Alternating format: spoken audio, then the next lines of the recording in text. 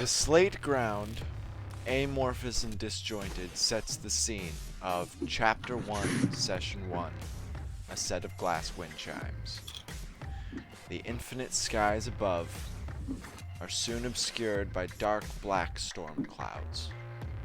The peculiar archaeology all around looks inward to this plaza as each of you solidify from one another's perspectives out of the murky, misty black humanoids, your existence no longer necessitated under a facsimile. This lucid dream has ended. The ground underneath you is real, of gray slate. The people standing beside you are real. You yourselves are real. And there is a great faceless monster, irreverent and primordial, rising from the hole in the center of this plaza. There is no time for talk. Roll initiative. There's the tokens. Are we all like... okay, yeah. You Cool. sure are. So, starting from the top and going to the bottom, 1 through 5. Tell me which token you want to be you.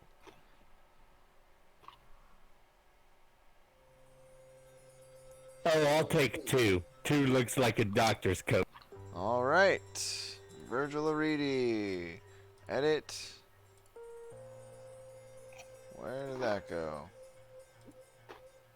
Why is it breaking? Why are you breaking? Virgil Aridi. Broke it already. I broke it already. Already. I'm just Rip. gonna refresh the fucking page. Yes! The good news is Yarp's here. Awesome. So, Yarath, all you missed was the intro. Feel free to get into Roll20 as soon as possible. And then tell me which token you want to represent your character. There we go. Now it works. Alright, you should be able to control that character now. Who else Let's wants do one? a little... Wants I'll what? take 3. Alright. Fergus takes 3. I'll go last. I'm okay with whichever.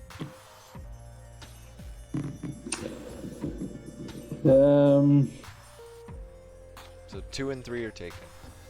You want 1, 4, or 5? Suppose I'll take 1 then. We can facilitate more accurate tokens later in the Right. week, but Doing that as we speak. exactly.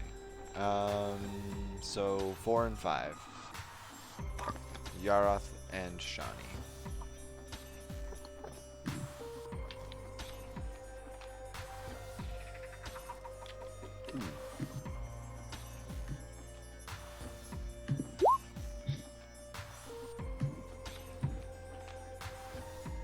That's a high initiative roll, but I don't know what Yeah. token to give it to.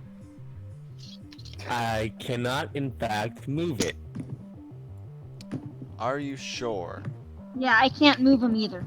You shouldn't be able to, Shani. I can't move 1, so. Yeah, fucked up, sir. Ooh, nice. Presents. That's There impressive. we go. How about now? Yep. Yep. Represents Calliope. Try yours, Fergus. Okay. Yeah, great. it works.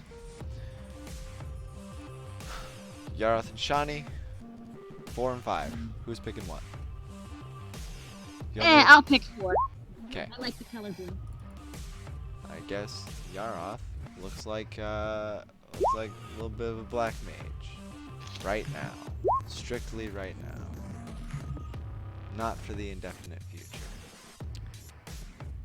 I can't believe Yaroth is a black I mage. can't believe Yaroth Right. is a black mage.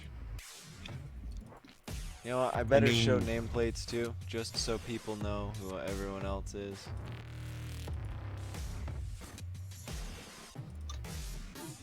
Because either way, this is about to get real messy.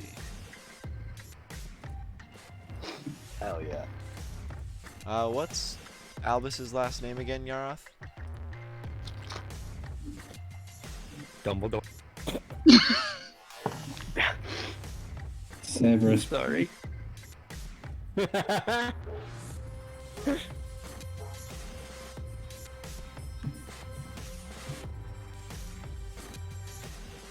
No last names for now.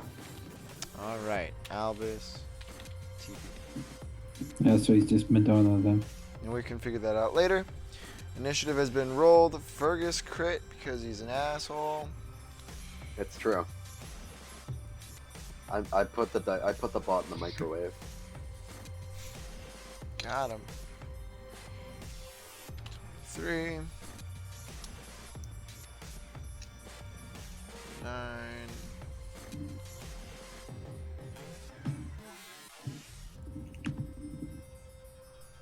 11. 2 22s.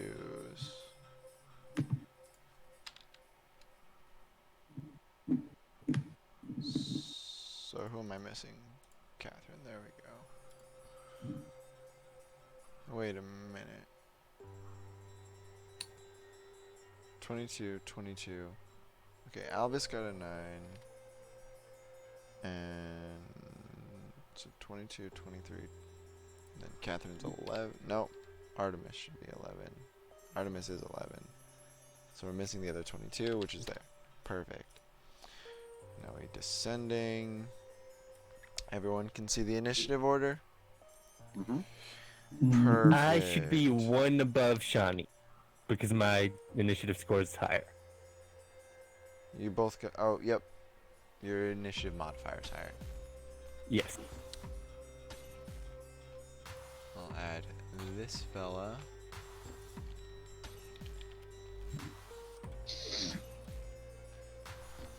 And we change the music. Woo! Death Grip starts playing. I sure hope not. Or do I hope so? Don't We'll change your tune on see. it just because more people are here. Oh, I'm definitely not. Don't worry.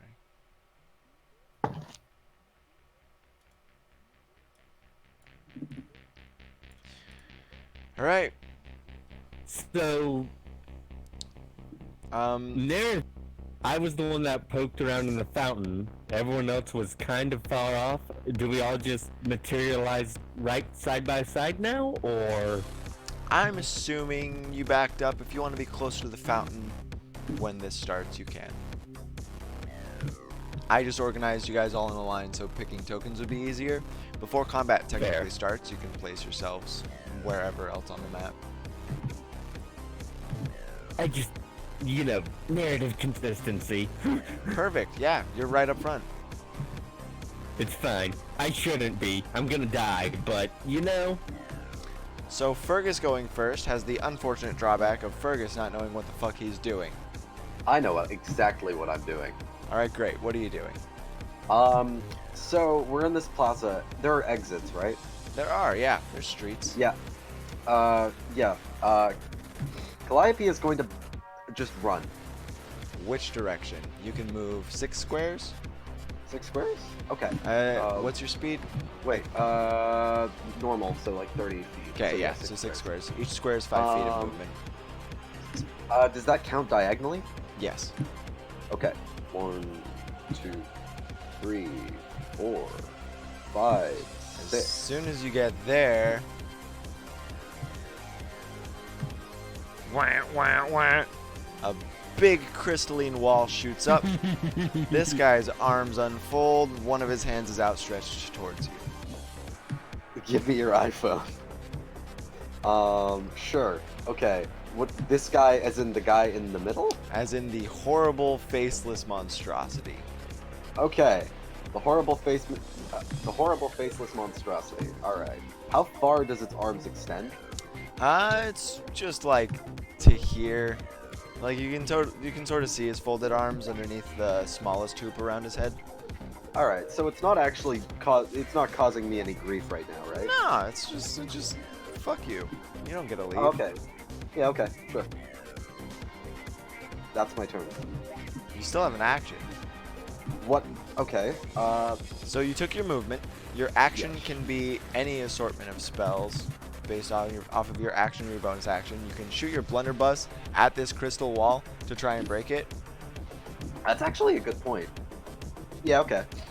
So, unfortunately, because Calliope had been going to a, fashion show just a couple of seconds He doesn't ago. have any of his shit with him.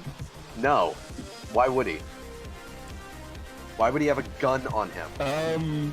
Because magic. Nope, he doesn't have his gun on him. Perfect. Calliope's Well, fucked. okay then. Alright, Catherine, what do you want to do? Oh, do you want to say anything to any of these people that just materialized, Calliope? He's currently having a panic attack. Did you see the thing that's in front of them? Great. What are you doing, Catherine?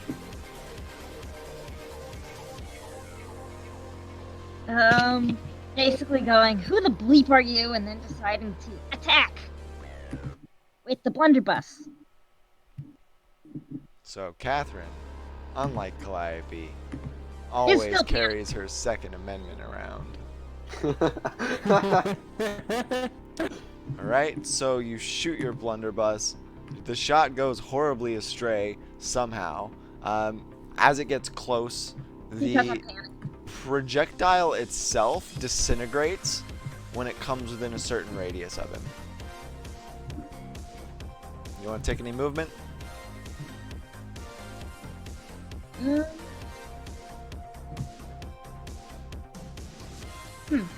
question.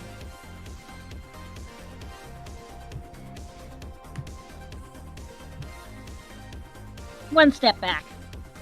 Alright, no problem. Virgil, what do you want to do?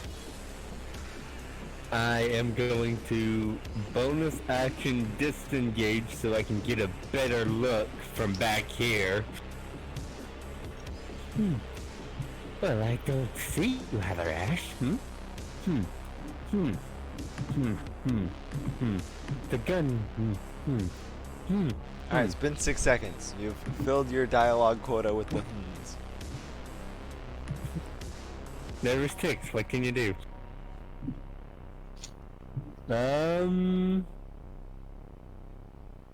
He's gonna keep staring. Like, can I?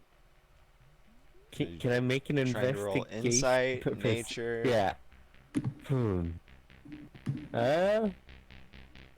Insight. Interesting doing. So, with the 10, in all your time in Canaan, you haven't come up against religion that much, nor had any real exposure to it. So this is sort of harkening back to your fledgling days in the Eshavai district of Narsareth, where there's a lot of, criers for the occult. This seems like one of the gods they might be crying for. Right. Oh, fantastic. Not any god in particular, but, it seems about as horrible as your time down there. Why not? Gonna die. Great. Fantastic.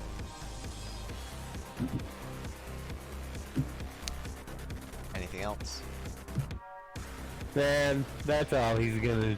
So its giant left crab arm shoulder thing comes up out of the hole in the center of the plaza, scratches against the pieces of slate around here as it pulls itself up and moves its massive hovering torso closer to all of you.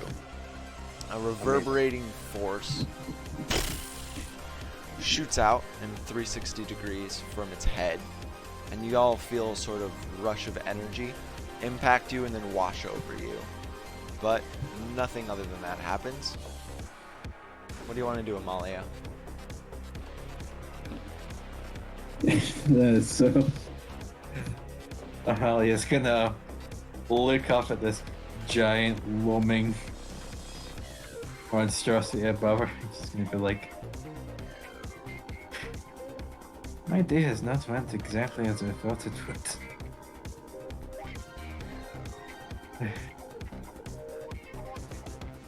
How about you, big guy? Are you looking for a fight?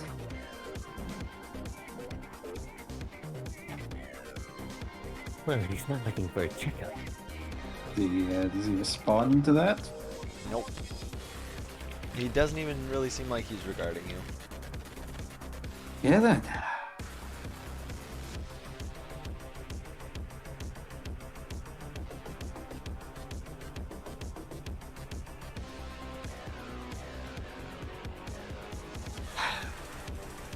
Best not to think about things too hard.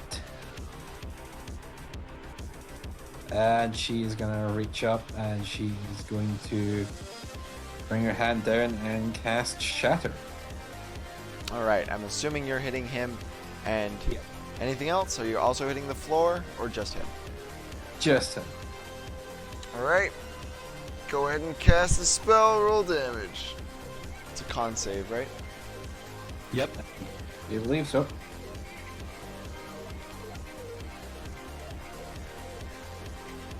Alright, so what are you centering it around? Sort of like a concussive blast about here. Perfect. So the large ring going around his torso shatters into fragments, but the fragments all continue orbiting in the same very slow clockwise manner that they were. Kind of like Saturn's rings, how even in fragments it maintains cohesion. The deep thrumming sound seems to resonate inward more than outward. And its mouth slowly opens, but no noise comes out. I think it's an improvement, my friend. Although you may not agree. And she looks around and sees like everyone else is backing away slowly.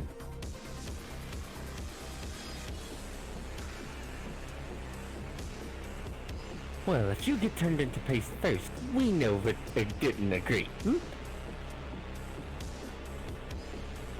That is fair.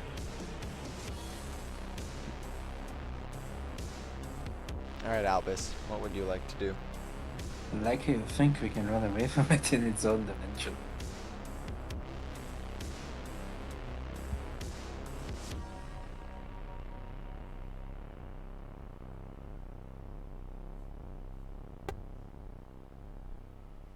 I did miss a lot. So what does the monster do? The creature. Basically looks like the token. It's a giant, legless, faceless, horrible looking thing with the halos orbiting its torso and its head. It has two more orbiting what would be legs, but they're sort of bonded together. And then it has those really big crab-like protrusions coming out of the back of its shoulders.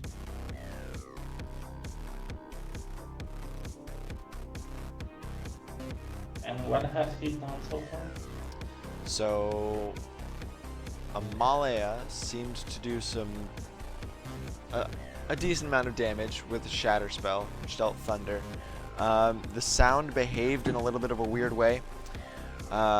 Catherine tried to shoot at it with a shotgun, and the bullet disintegrated when it came within a certain range. However, that was more indicative of her 8 attack roll, as opposed to any actual mechanics you have to watch out for.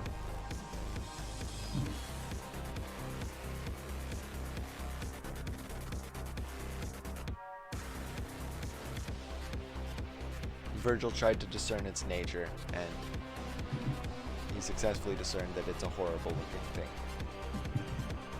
It's true. Calliope ran away. Okay.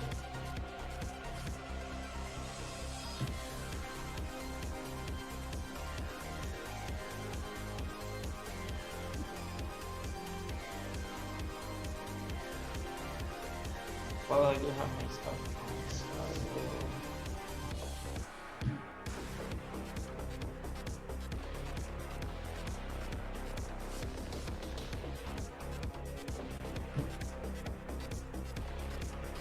Oh my heavens, I haven't had the display on.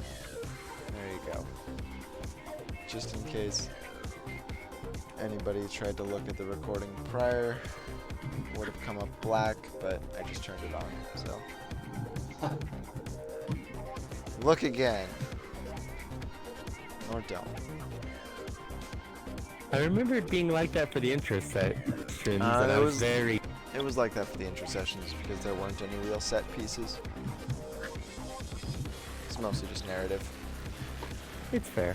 So what would you like to do, I'd have Yara? at least thrown up the screen saver or something.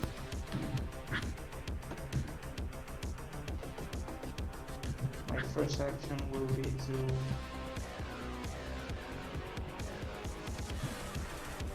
bring out one of my planets. You should be able to drag the Eldritch Cannon onto the map to summon it. Let me see.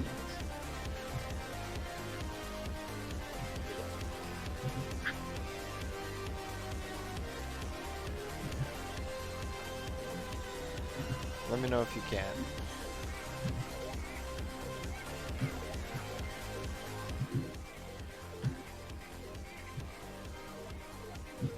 Yep, there it is. Canon. I wonder what that does. So this scrawny person just... That's pretty great. Yeah. Yeah. Think about it like Dragon Ball's capsules. Yeah.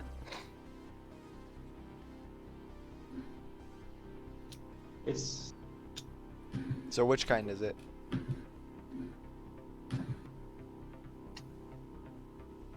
until I know enough, I'll go with protection.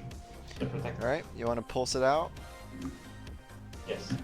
So, Virgil, Catherine, and Albus, you all gain whatever you roll on the result. So it's 1d8 plus your intelligence modifier, I believe.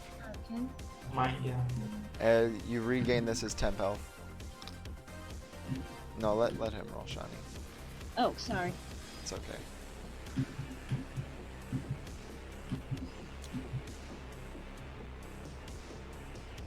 Yeah, roll 1d8 plus 3. By the way, where's the danger plant? You would have to summon it. Oh,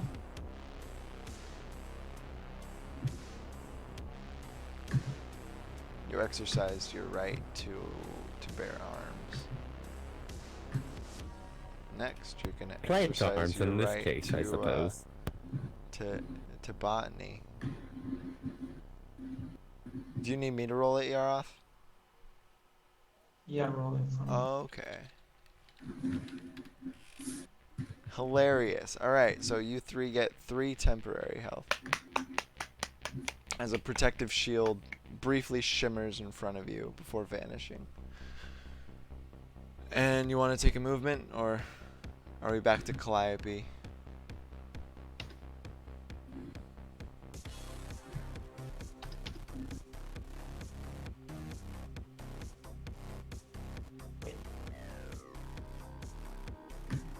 Also, I do get it's a roll plus 3, so it's a 4. You what? It's the roll plus 3. Oh, get plus 3. I thought it was plus 2. Okay, one more than that, so it's 4 health. Temporary health.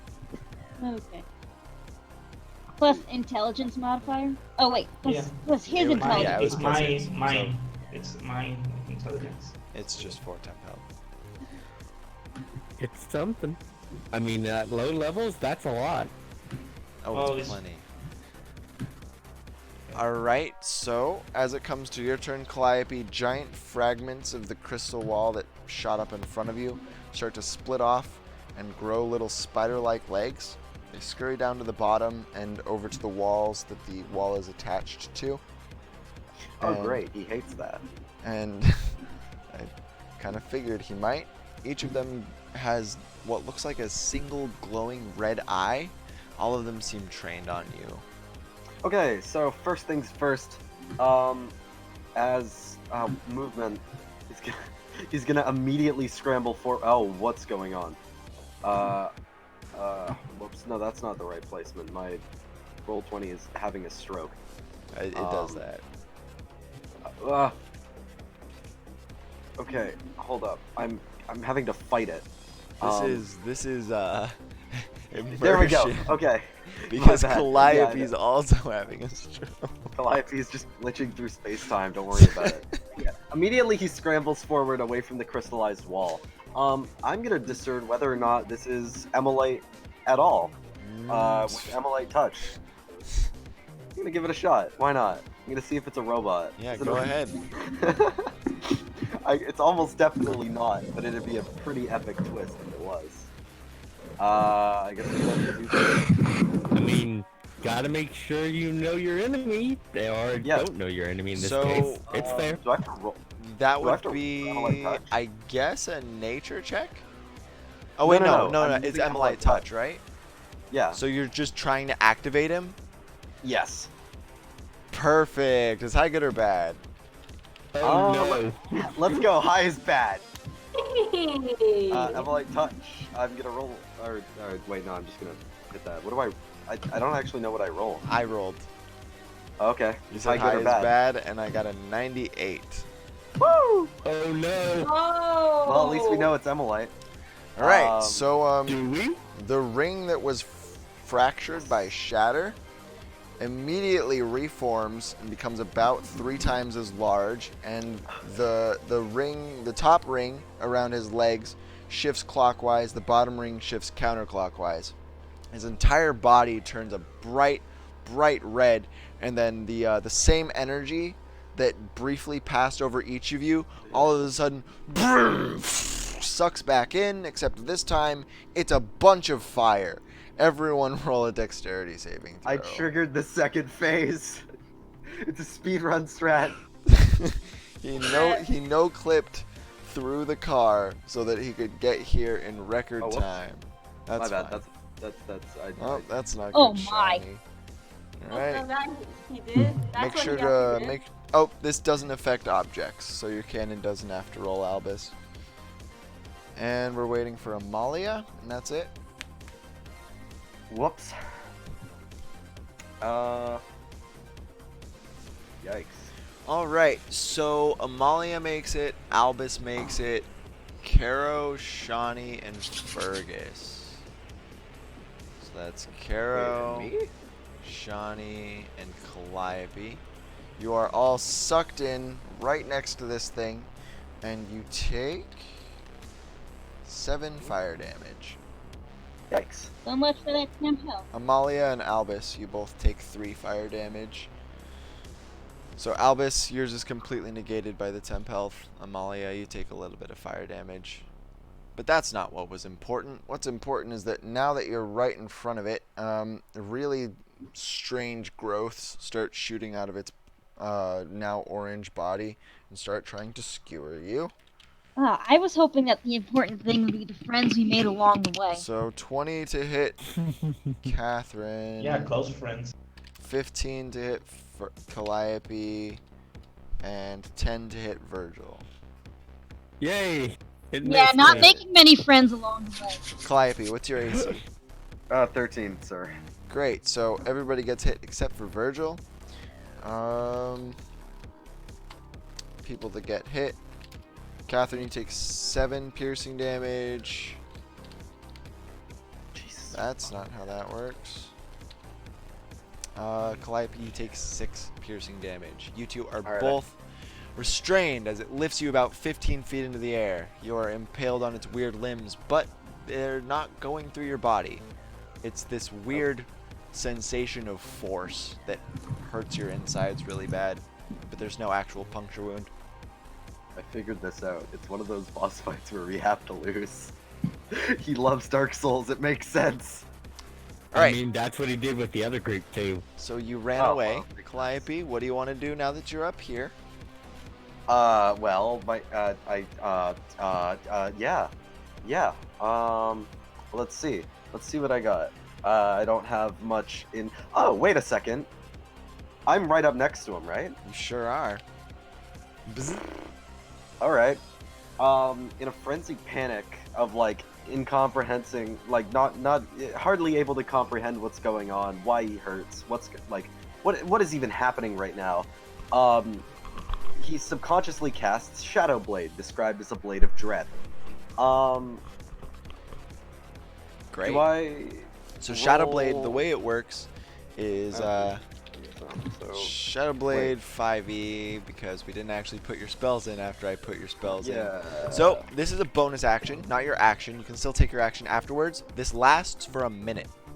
Essentially, you have woven together threads of shadow to create a sword of solidified gloom in your hand. Magic sword lasts until the spell ends. Counts as a simple melee weapon with which you're proficient. Deals 2d8 psychic damage on a hit and has the finesse, light, and thrown properties. So it's basically a really, really sharp dagger that hurts people's minds. Yes. And you can hit really well with it if you're in dim light or darkness. The very, very thick storm clouds grant you that function in your current state. Awesome. And do I roll Dex to hit with it? You would roll 1d20 plus your dexterity modifier plus your proficiency bonus with advantage. So what does that roll look like? I'm So proficiency is 2, so it'd be 2d20s plus 5, pick the highest. So yep, 1d20 plus 5 and then 1d20 plus 5, take the highest. Alright.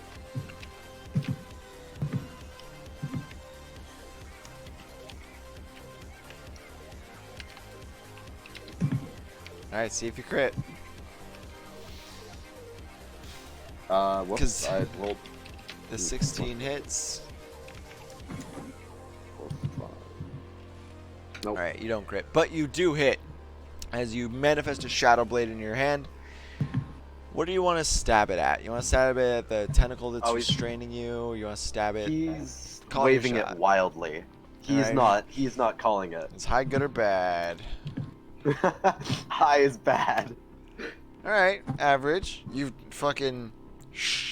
You catch the blade in his arm. And so... The way it's controlling these tentacle protrusions that are coming out of its body is it's now got its arms folded again, and it seems to be doing a wordless, noiseless chant. Its mouth is moving. Oh. As the blade sinks into its flesh, its mouth stops moving. Roll 2d8 psychic damage. Alright. And I still have another thing after this, right? The attack was your action. Summoning Oh, it was right, the yeah. bonus action. Right. Okay, So I got 8 you. psychic damage. Perfect. And Catherine's turn.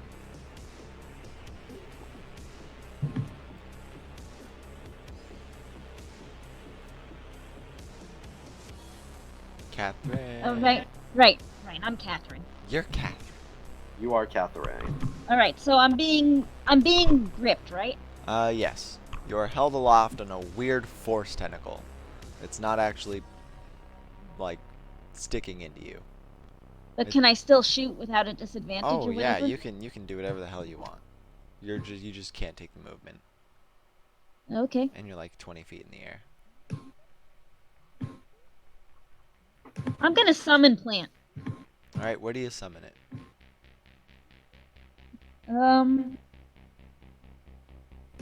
Here. All right, go ahead and drag Danger Plant onto the map. How do I?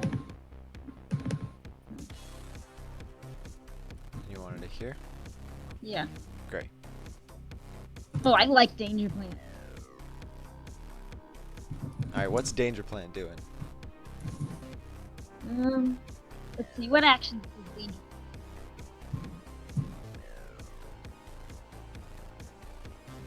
Let's see. Vine lashing. All right, and you crit. Roll damage. That wasn't damage? Oh, wait, I have to set it to actually have the damage.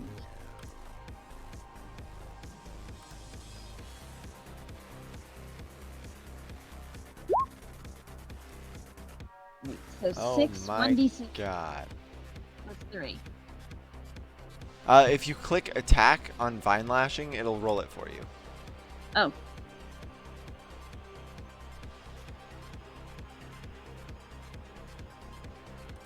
There you go. So 11 slashing. So Does it get any bonuses because of the crit? Or... yeah, the 5 is the bonus. Okay. So as it's sort of meandering around on its weird claw-like sort of crustacean appendages, you describe how you summon the plant. I reach out my hand as far as I can, which isn't very much, but I can move my pinkies, and I say, "Plants, plants, come and bio this apart." No, just kidding. Okay. I put out my pinky and I concentrate really hard. I was and pretty then a ready flash for of that, green and purple honestly. sparks, and I say, "Choke on that." Alright, and then a big plant, almost as if in response, makes it choke on some vines, except it's attacking the claw, because that's all it's actually in reach for. And it tears completely through a portion of the appendage. Just rips off a couple of the claw-like protrusions and sends them clattering to the gray slate floor. As soon as they're apart, they start dissolving and sort of liquefying before turning into a mist and then disapparating. That's not a word, but you know what I'm saying. Virgil, Ha! what do You wanna go, do? Xylem. Virgil! How bound am I by these weird tentacle things? You're not really Didn't bound. mean to do that. Like they lunged at you, and then you got hit by him, and it was like an oof force, and then you got hefted into the air. But it's more like they're weirdly ethereal. It's almost like Okay, you're so being I can still, like, telekinesis reach into stuff. my pockets and Yeah, you my still coat have and motor whatnot. control. Cool, so I can pull out both of my tonfas and whap the shit out of. You sure can. Well, guess what I'm doing? Roll 2 Pulling out attacks. both of my tonfas and whapping the shit out of it. Attack, attack. Thank you, dual wielder. Let me scroll up to the page. Pop. Pop. Nice. 2 Ho-ho! crits. Hit. We might actually beat the boss. Holy shit. That crit did a lot of fucking damage.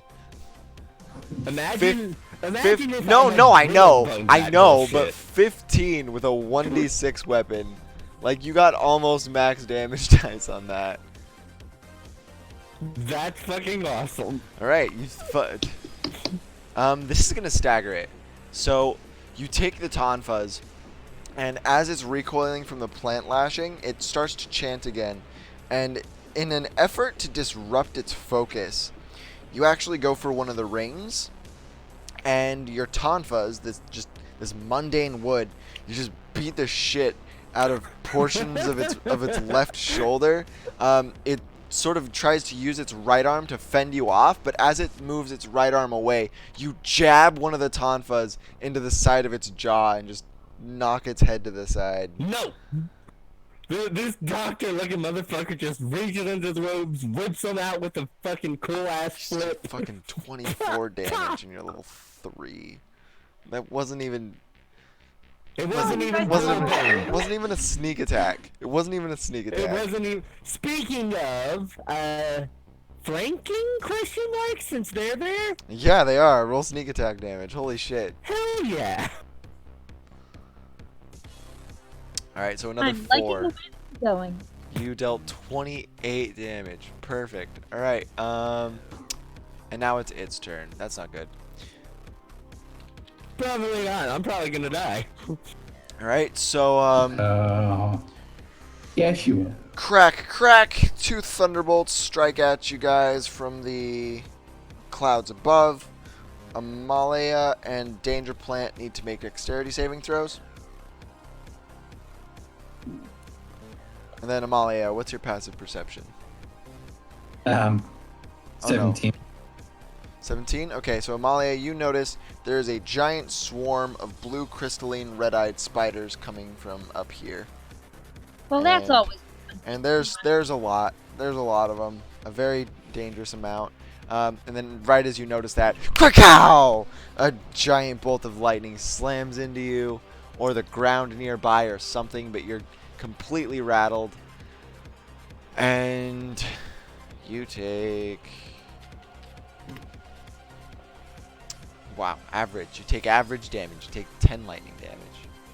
I can't believe Artemis is dead. I can't believe Artemis is dead. After that... I'm gonna absorb elements up. Okay. So you take 5? Yep. You take 5. And then... Another I'm just gonna. test wave this of out, energy don't mind washes me. over you, but It's this one, non-canon. just like Fuck, the... that would have been cool. Yeah. Just like the fiery wave of energy, this is also imploding into this creature instead of it exploding. Except this is the preliminary one. It hasn't done anything yet. Oof. And it is now your turn, Amalea. So where are these spiders?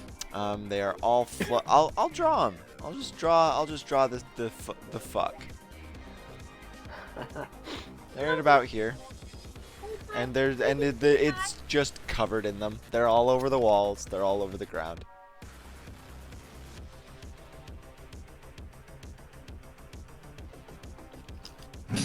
Excellent.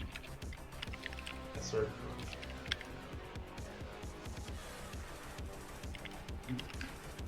Okay.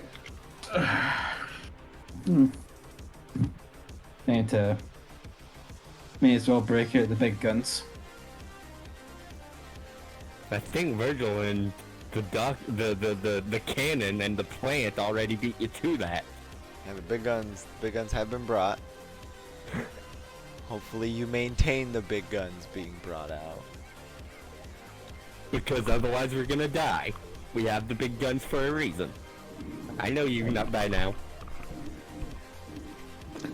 Okay, so I am going to do the following. I'm going to use Firebolt first. Roll Coupled. range Couple spell attack. and- Where are you shooting it? Okay, I'll let you finish. Sorry. Coupled with an intonation, so it's an extra 1d12. All right.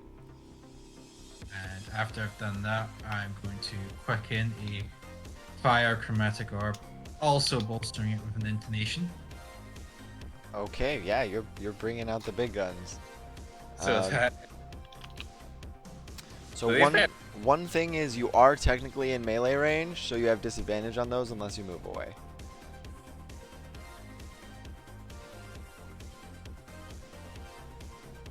how many? Let's double check.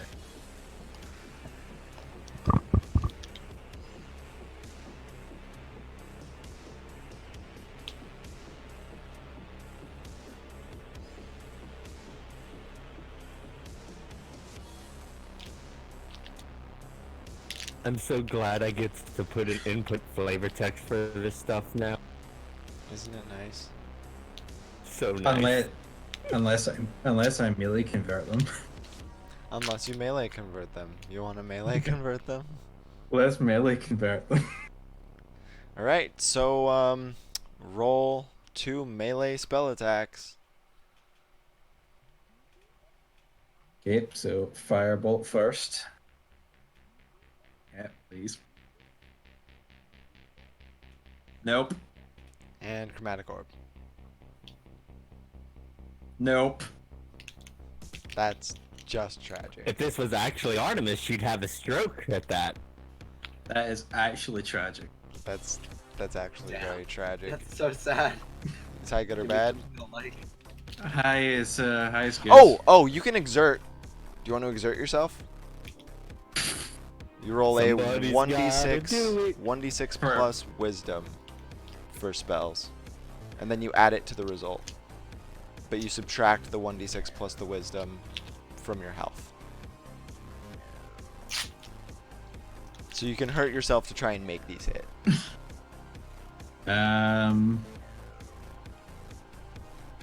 What a neat mechanic. Yeah, what a crazy, unprecedented mechanic. Is it Dark Knight. Is there any realistic chance that these are going to hit? Yes. A 16 has hit so far. I would, yeah, but I don't have a wisdom modifier. Well, oh, you can also use your No. Constitution. It's one or the other. Oh, as Leo's kid. Yeah, I have a Constitution modifier. Fuck it. I want to make this. I want to make the chromatic orb at least. Give it a shot. So 1d6 plus con.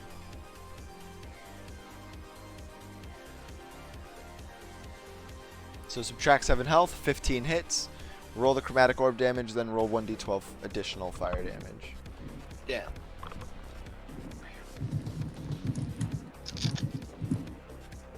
Whoo!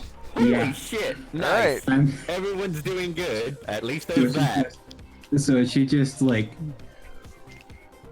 bursts her hand into flame, misses, whiffs the first one, and then just uppercuts right in the face. So, portions of this crustacean-like claw had already been damaged by the danger plant. Both of your forearms are both completely engulfed in fire. You go in for the first punch, but you realize you kind of need to use that hand for leverage to get up to an actual vulnerable point. So you instead use it to grip, hoist yourself up further, and then just slam the other hand into this thing's elbow placement, kind of, and it completely tears off the crustacean arm at that joint.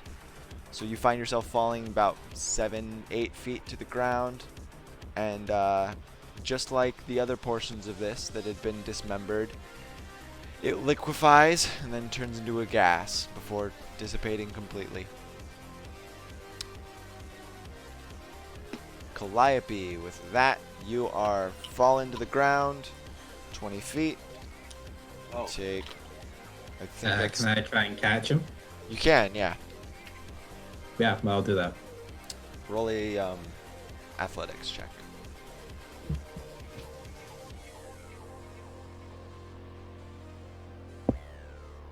That was just on one side, right? Yeah, just the left arm. Okay.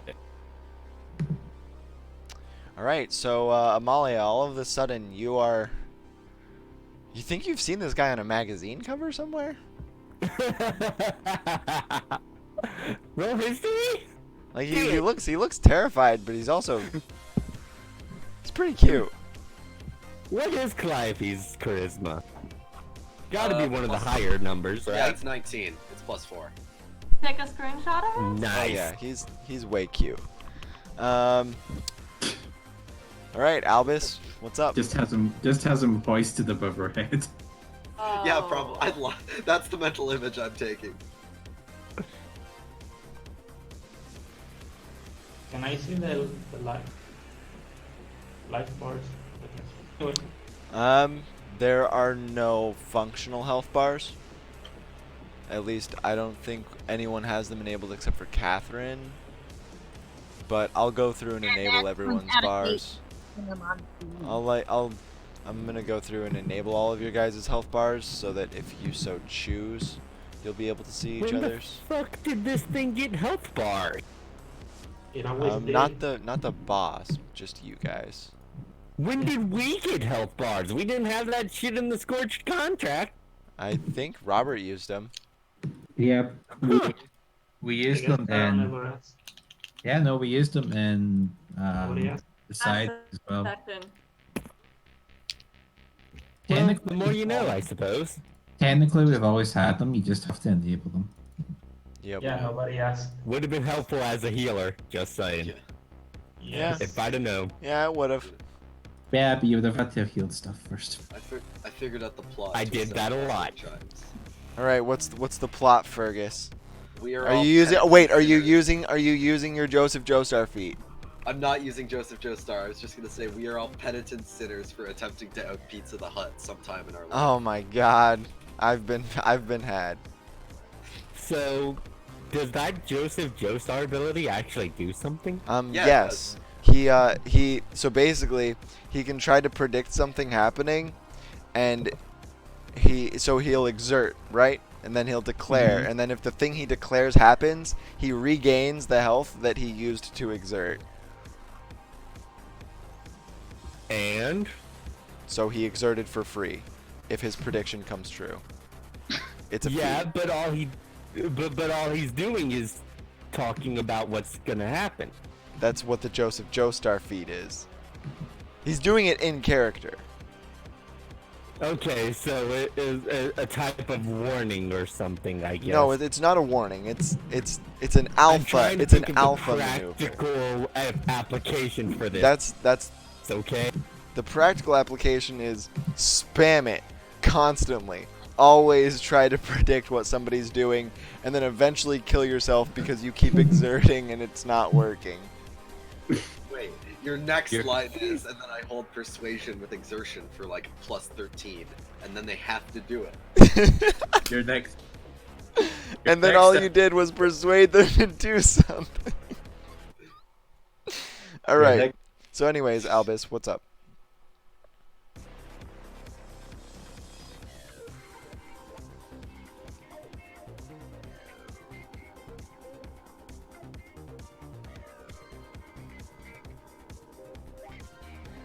Albus?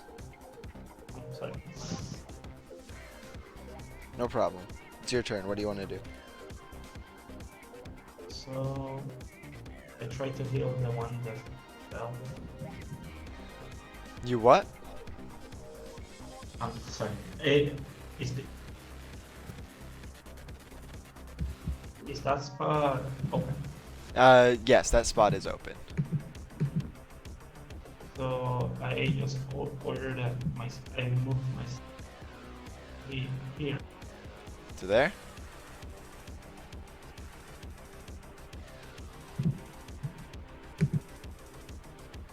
Put myself there, and I hit. Who was Alright. the one who? Who was the one who fell? The one in front, right there, is Catherine.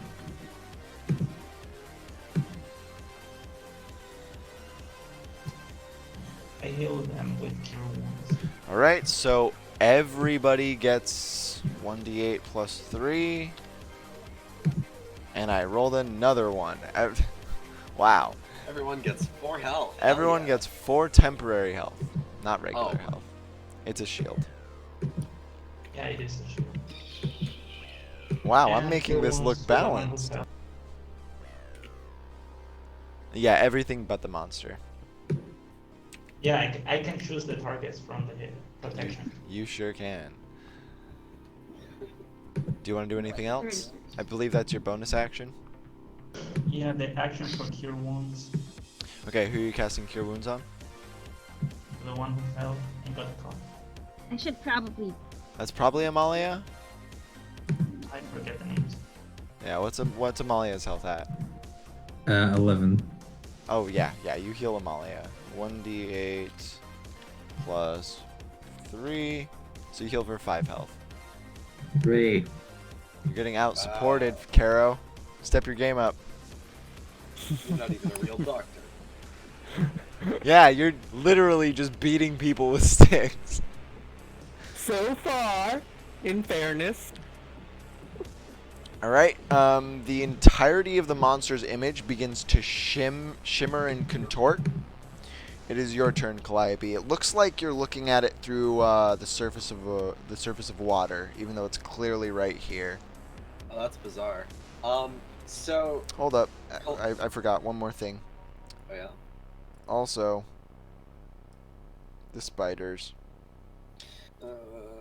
No. Yep, they're further. Oh. So they're starting to swarm up the danger plant, and Calliope, you have to roll a strength saving throw to try and stop Does he? yourself from being... I'm hoisting Oh, him. wait, that's right. You're on the same space. I forgot. They don't quite reach you guys. Just the danger plant. So the danger plant has Oh. started to become engulfed by them. It takes 2 piercing damage. Catherine. So, Being being returned held up by Amalea, Calliope didn't quite understand what was going on. He was still kind of waving around the sword, before realizing that, you know, he was in the arms of someone, at least, not some sort of eldritch entity, similar to what he was just fighting. Wordlessly, he just kind of haphazardly attempted to throw the shadow blade at the giant, whatever the hell that thing is. Great. So ranged attack, same thing. Dexterity proficiency 1d20 plus 5. You still have advantage because the storm clouds are still very thick, very dark. That hits. So 2d8. Wait, I'm gonna see if I can get a crit. Oh no, never mind. 2d8.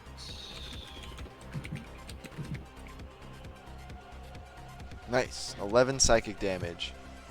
So this time it plants solidly in its chest. No, it doesn't. It flies completely through. You can still see it has the same sort of reaction to when you stabbed it before, but there's not the same physical coherence to this thing. It did take the psychic damage though. Awesome.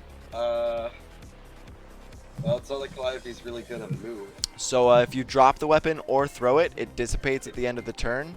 Thereafter, while the spell still persists, you can use a bonus action to cause it to reappear in your hand. Can I... Does... No, I guess using Mage Hand counts as an action, never mind. Pass. Great. Catherine, your turn. Okay. So, okay, so what can I do from close range? You can still shoot it with the blunderbuss. Seems like the best bet. Alright, that hits 14 piercing. You want to do anything with your danger plant? Yeah, Danger Plant's gonna jerk around trying to get the spiders off. Roll a athletics check, I guess. Okay. Athletics plus...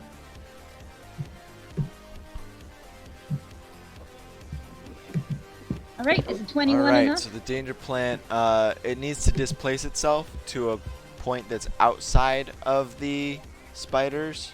That's still inside the spiders. Okay, So you would have to go down here. yeah. Alright. It does so successfully.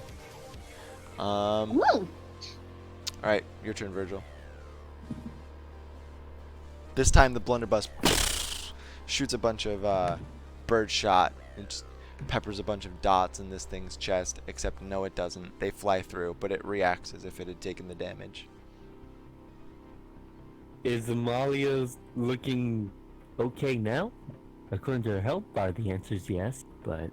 So she hasn't actually really been hit by anything. Like, the lightning struck at her, she waved it off magically. You guys don't physically take damage until you start taking levels of exhaustion.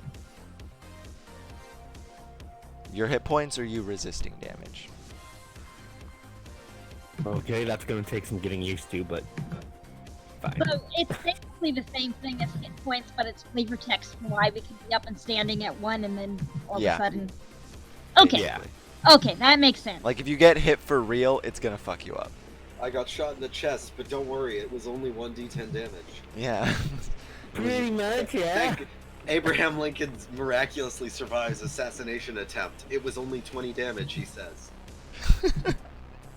I mean, again, there's something to be said for Uncharted's portrait. Abraham Lincoln looks at the He camera only needs to get dumbfounded. shot once. Don't you remember? I'm a half-orc. They need to hit me twice. I have resistance to piercing. Stupid fucking gunman. Alright, Virgil, what do you want to do?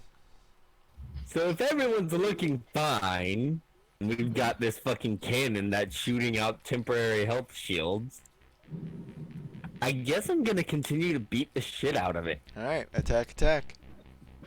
Alright, yeah, I guess we do have temporary health. Oh yeah, you have 4. Alright. Alright, the 13 misses, unfortunately. The 22 hits. Roll damage on the second one, then roll sneak attack.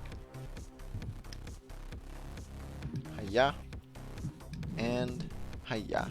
7. Not as good as the first turn. Like the first turn he was all like, ah! And the second turn he was like, oh shit, okay. Yeah, the first turn was like a perfect 0 to death combo, and then the second one, like, you barely hit with an uncharged forward air. Yeah, you clipped him a little bit, but it was enough to Like, get you him. barely hit it. So you swing your Tonfa. The first one, you completely misjudged where he was. So you use the momentum to swing the other one, and it passes through him.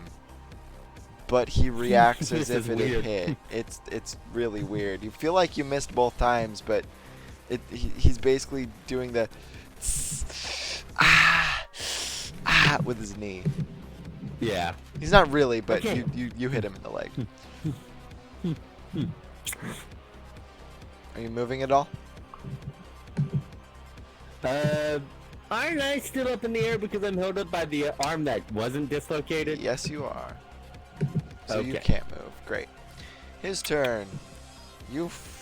I guess he's taking you with him, Virgil. He I guess so. completely Let's go on a completely trip. disappears and reappears here. Virgil, you're right here with him. Oh dear.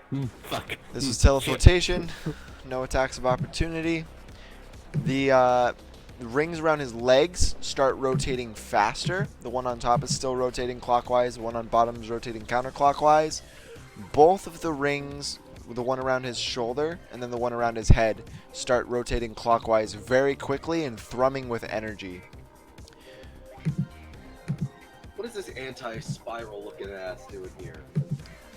Good fucking question. He's being an asshole. Amalia, your turn.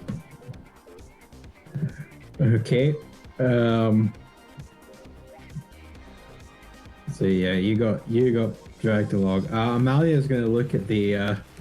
Roll nature, Amalia, or Arcana. Roll something. Okay.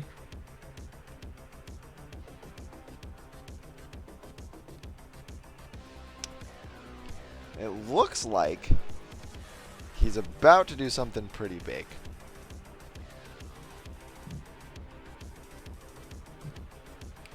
Is it going to be a big bonk? Everything big is also a bonk in my campaigns, Pada. We do have some pretty big bonks ourselves, so I imagine the bigger bonk is going to fry us. Just a theory. A game. No.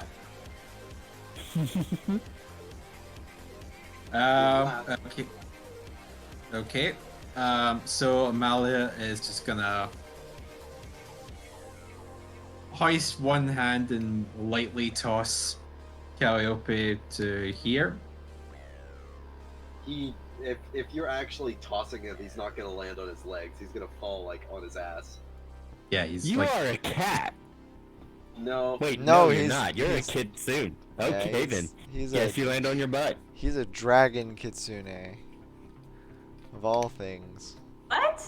What's that supposed to? So the What? kitsune What? children the kitsune children were born from Amaterasu and Ryujin. He has his Yeah. dad's genetics in him.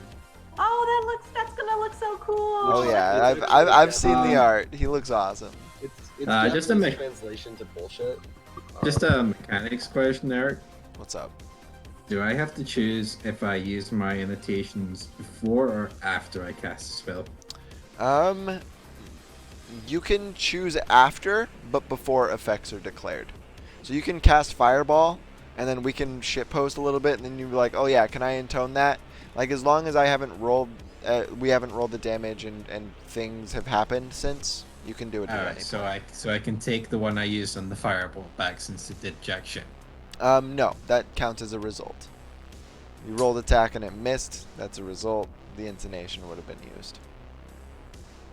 Oh yeah, no, that's what I meant. Can I like see if it hits first before I choose to intone? Yeah, no, you can't see if it hits first. That's fine. Okay. I mean, we know 15 is at least the baseline, so Yeah. So Amalia's gonna look up at this thing, preparing a big ass energy blast, and she's like, "There's nothing exactly a lot of place to hide around here." There's the big hole in the center of the plaza. That leads down into a bunch of infinity of really dark storm clouds, though. So Yeah. Maybe it's the way out. Do you want to find out? Do you want Amalia to toss you down there? See what happens. That would be really funny. If you want. No. Amalia's not that. No. Okay, so what is Amalia gonna do? Okay, so she's gonna point her finger at the shoulder of the arm that is holding Virgil. okay. And she's gonna shatter it again. Any intonations? I don't have any that work in that. So Me. this shatter centered around that point will also hit the buildings behind him. Are you okay with that? Hey, I'm not an archaeologist. Great. So you shatter his shoulder, roll damage. He rolls his spell save. So you see, as you cast the spell, it looks like he has basically no way of fighting back. He fails the save by 21. Yeah. Holy shit. It completely dismantles the shoulder. The crustacean claw falls to the ground, liquefies, and then dissipates into a mist. He is now just the blue flesh with the rings. And then the left arm down to the elbow. He Those doesn't. are like thumbs up. I'm I, okay. He does not appear to have a way to fight back, but I would not be standing here when he does whatever he's about to do. So maybe wrong. And at that, his wordless chanting all of a sudden becomes audible. And it doesn't seem like it's coming from him, it seems like it's coming from everything. The buildings, the ground, the clouds above, the spiders, the air around you. Everything is chanting with meaningless words none of you have ever heard before. Albus, it is your turn. Oh, do you want to move at all, Amalia? Possibly away from the spiders? Yeah, sure. Let's. Yeah, she's gonna run over here, jump over the Eldritch Cannon, jump over Danger Plant, and she's gonna end up over here. Oh, well, thanks for dropping Calliope into the spiders. No, you're not in the spiders. You're on the edge of the spiders. There's a difference. Yeah, you'll... Arguably worse. He knows what's happening. He knows what's coming. Well, Amalia isn't bored by spiders, so she doesn't think you would be either. Fair enough. So what do you want to do, Albus?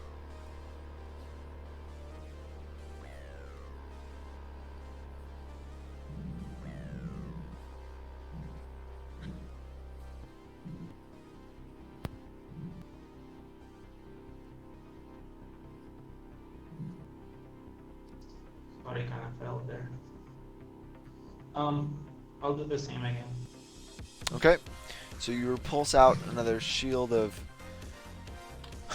protective energy. Calliope, Catherine, Danger Plant, Albus, and the cannon. Your temp health is replaced if you have some, or if you don't, it's replenished up to 8. Oh sure, when Virgil's away, the temp health is a good one. Nice. And that will also. So that's your bonus action. Then what else are you doing?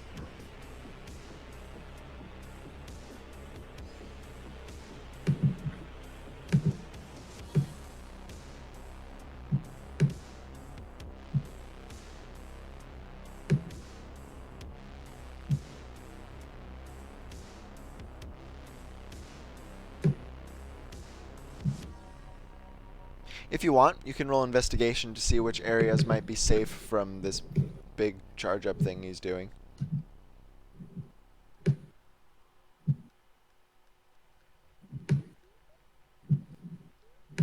Actually, Okay, roll investigation.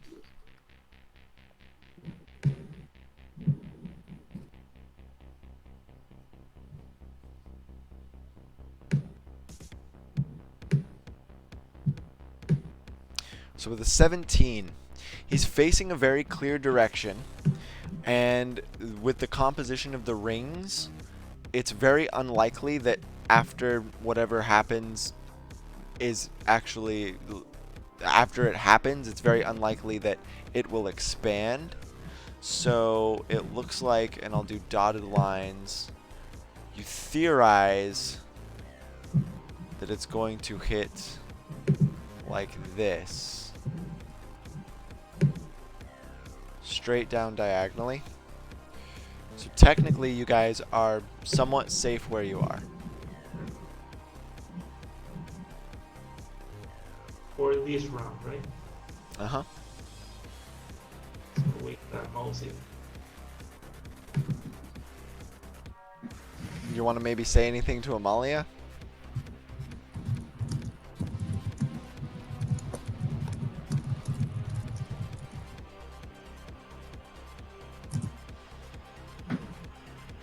Maybe try. Say like. Try saying what I said. What you said. Like, are you seeing it? We gotta move away from it. Yeah, up to this. Yeah, so Albus shouts at Amalia and frantically gestures towards him, Catherine, and Calliope, like, come back! Come back! Oh, come on, I just finished jumping over here. And top of the round, Calliope, your turn. Okay, so The spiders oh have no, reached spiders, man. here. You're engulfing all of you.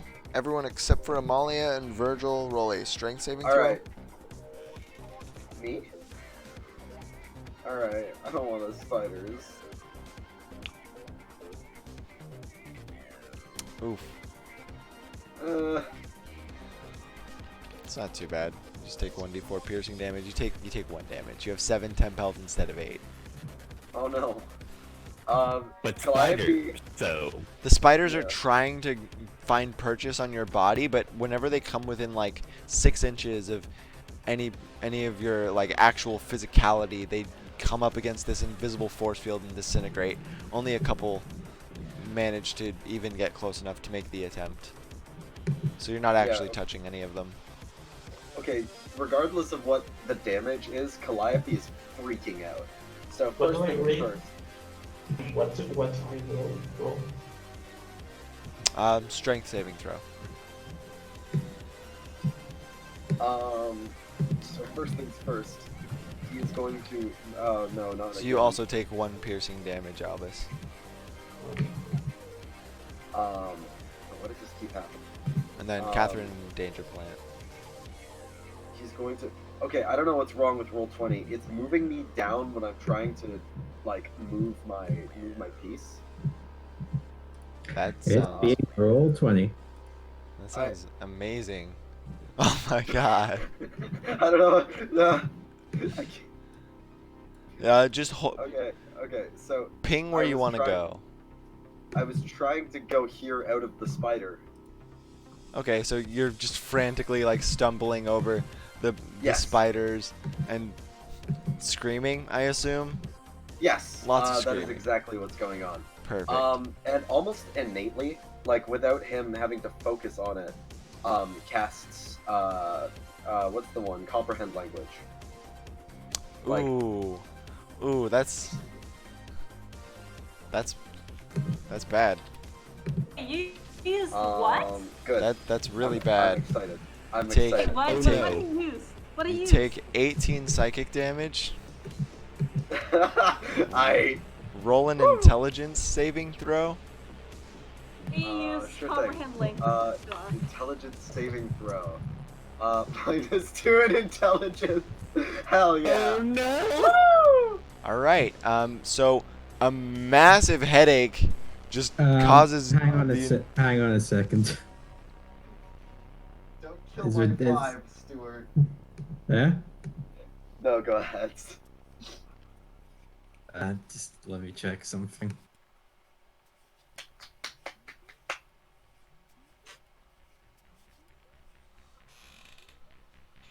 Oh, sorry. That only works for me. So the shield around you visibly shatters, and then your vision goes red as a giant spike of pain lances from the front of your brain all the way down your spine. Your Hell vision yeah. then goes black, and you fall unconscious, collapsing at the edge of the spiders. You are unconscious for 1 round. Hell yeah. That is the third one on a 1d4 that I've rolled. Hell yeah. If those spiders, I'm Badass. scared, because if those spiders roll a 4 on their 1d4 piercing damage next turn, I'm gonna be in exhaustion already. Uh-oh, Spaghetti-O. Hell Alright. And at that, Catherine's turn. All right. I'm gonna try to. Okay, Catherine is right here. Catherine, the blue is the spiders, right? Yes, the blue is the spiders. Catherine is going to leave the spiders and fire another shot.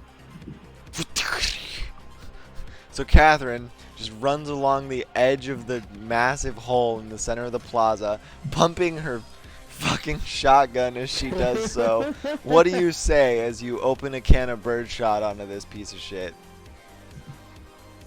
Come on and take this!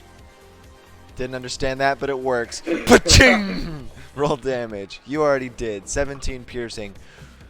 This time it Holy very shit. solidly connects and goes through. Most of the wounds in this guy's flesh start to seep a thick, viscous orange liquid.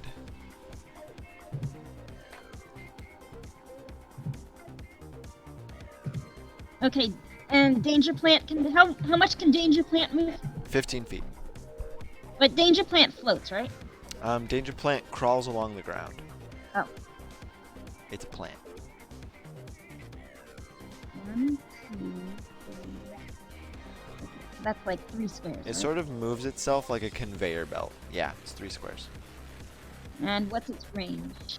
I don't know. What's its seed range? 30 Range? feet. So I don't think that's in range. Yeah, it's just No. out of range.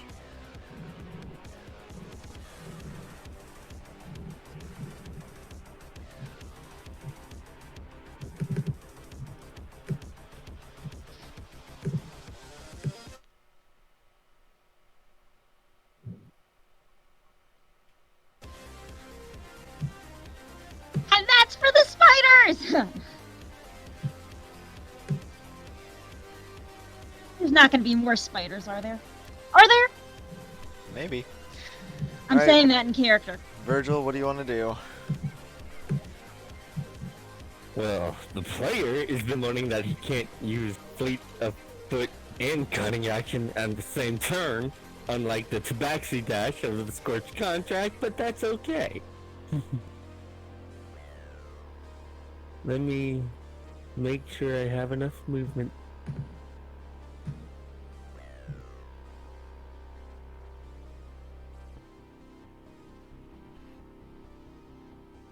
Yes, I've got enough moment to grab the person that just flopped down in the field of spiders. You run over to Calliope as at the apex of their frantic, mad sprint out of the spiders, they just faceplant. This person looks Did I pretty have weird to to- you. It's got some horns, some tails. It's really, really Huh. pretty. Very pretty person. Aren't you a pretty looking figure? Get the fuck out of the spider. Face down. Calliope's just fucking out. So can I? Can I move him like? Yeah, you just want to Can he- grapple him? He can't contest that. Yeah, yeah. Yeah. Just yeah. This is going so much better than I Out of expected. spiders. Out of the spiders. Perfect. Anything out of the else? spiders. Was that an action, or can I slam some Tylenol down his throat? Grappling is an action. Okay, in that case, I can't bonus action heal, sadly. So that'll be it, I guess. Well, Ooh, it was a well, good turn because I can bonus action hide? roll stealth with disadvantage. You don't really have I anything can to hide under behind. the pretty boy. You can't really. You're both the same size. Oh yeah, we're both the size. Yeah, Just cover okay. yourself in a blanket. All right, so a massive torrent of this foggy white, just kind of. It basically looks like a giant water tap flooding out of this thing's ring and just shooting in a massive pressurized laser along, you guessed it, this green path engulfs Catherine, the danger plant, and Amalia. So you guys get to make dexterity saving throws. Oh, Yikes. fun. My favorite thing to do, Yikes. especially when I got 5s. I mean, like rolling a natural 2. You know, I really love that. Oh yeah, that's great. Yeah, it could be worse. All right, Amalia, let's get it. Ah, it really can't it? Yeah. Oof. So all 3 of you fail and take 35 water damage. I'm gonna And absorb elements that one. all right, so you absorb elements that down to what, 17? Yeah. And then Albus, you smell something in the air. And all of a sudden, you recognize that though it was water damage, that was not a pressurized jet of water. With a the entire jet explodes because it is combustive. It hits the spiders, which are also combustive, and everything in the green and blue area needs to make another dexterity saving throw. Yikes. You're welcome. The danger plant is obliterated. Virgil, you are watching as everyone that you've been fighting with is just covered in water. Dying. Albus and the cannon look fine, and then the spiders all Okay, explode. I'm dead. No, you're put into exhaustion. So this is a severe attack. It'll put you to 3 levels of exhaustion, and it wounds you severely. So lower yourself to 0 health and mark 3 levels of exhaustion, Catherine. Do I have to make a save? You do. If I die in my first does- battle, I so am going to be does- so pissed. So does Albus and the Eldritch Cannon. Oh, I hope the Eldritch Cannon makes it out okay. Alright, Amalia, you're taking the full damage. Oh, What is the full damage? I don't know yet. Waiting for Albus. Oh no. This is bad. It's not good. This was a Not great. two-turn charge-up telegraphed attack. And people did not get out of the way, but the spiders was a nasty surprise. Yeah, the spiders. The spiders was the Wait. worst part. the way I imagined you thinking this would go is the people dodge the green line but are in the spiders, and then whoa, they explode too. But no, everyone just took the brunt force of it. Everyone ran into the laser. Virgil was smart. Yeah, Virgil was MVP right there. Virgil was only there because he got dragged away against Are his you- will. Ally pulled him out. Are you having trouble rolling, Albus? No, I have trouble getting connection. Okay, no problem. Do you want me to roll for you? Roll dexterity, right? It's a dexterity save, yes. Ah, Oh my god. Alright, you guys take 28 Well, I hope the Fire cannon makes it out damage. okay. oh yeah, roll for the cannon. Catherine, Yeah. that's another severe attack. You're incinerated. You're out. 6 exhaustion. I'm dead already? You're dead. So we'll get to you. We'll get to you in a second. Amalia, what are you looking like? What kind of damage is it? It is fire. I think I don't have a resist.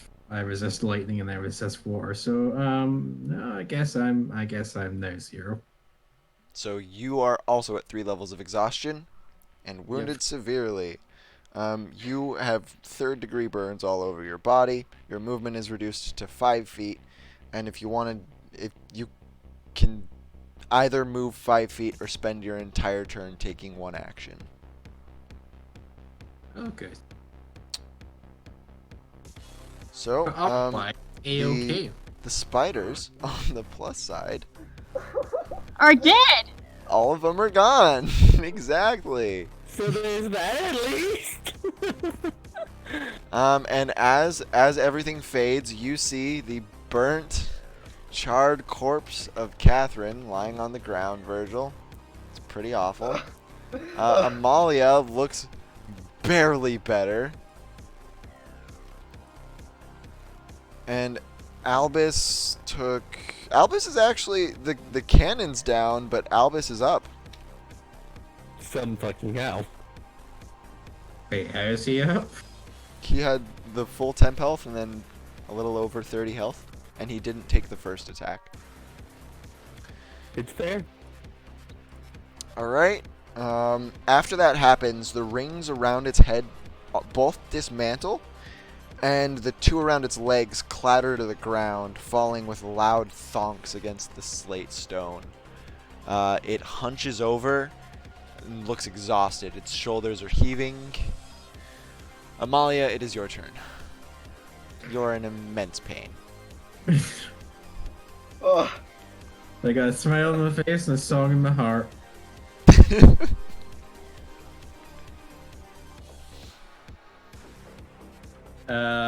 I'm just gonna no point in moving this, but I'm just gonna throw a chromatic orb at him. Roll attack. Oh, you want fire, bitch? Yeah, sure, let's fire it up. That hits. Roll damage. 14. Alright. It takes out his entire left arm. Oh wait, I can discharge my absorb elements too. So Roll the additional this light. fireball also does water damage. Yeah, you just do the opposite of what he just did. Fuck him. So I think that's. Let me just check absorb elements real quick. Does it deal the damage you absorbed? Because it absorbed 18. No, sadly, it does 1d6. Awful. Oh, that's 1d6 water damage? Yeah. That's 1. So the fire chromatic orb takes out its arm and then splashes its face. Albus, Hydrates it a little bit. Albus, you thankfully were able to completely shield yourself from the explosion by sacrificing your Eldritch Cannon, but it took a lot out of your willpower. Things are looking pretty dire. Virgil and Calliope are both fine up there. Catherine has been completely neutralized, and Amalia looks completely awful. Wow. So, is this not the best time to run away? You can try to run, but the crystal wall happened when Calliope did, and that's where the Yeah, spiders that's came from.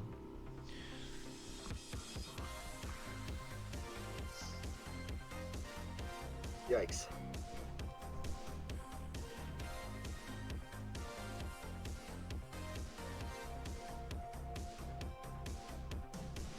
And Amalia is still alive? Amalia is still alive, yes, but severely wounded. Yeah. She may still be able to take a couple of light hits, but anything like what just happened, and she's gonna look like Catherine. I'm, Uh, I'm Can I- really can I- mad about this. Am I able to heal? But I lost Um, the good spirits, I. So, just FYI, Shawnee, don't worry about it. Everything's fine. Yeah, but it's really embarrassing. No, It's okay. It I- happened to Ra. I just hit you with more than 2 fireballs of damage. You're level 3. Why did you allow that? Basically, this attack is very, very powerful, and you're not supposed to be able to is take. there anything above severe? Is there anything above what? Severe. No. Okay. It's light, moderate, and severe. Light is 1 exhaustion level, moderate is 2, severe is 3. Okay. And Amalia has 3 levels, right? Okay. Yeah, Amalia has 3 out of 6 right now. Yeah, she needs a nap. Yeah, nap will Am I- clear up those third degree burns. Am I able to heal Amalia? With Cure Wounds, you can give her willpower, but it won't mitigate any exhaustion. Yeah, I know that. But they can move. So you you go down Yeah, there, you Cure Wounds, No, I can stay where I am before. you stay where you are, and Healing Word. And I'm healing word and cure wounds. And it's 60 range, so it should reach. I think it's 60 range. Alright, so Amalia, you regain 6 hit points. Which is Hey. basically Fighting Spirit. You can move an effect or also I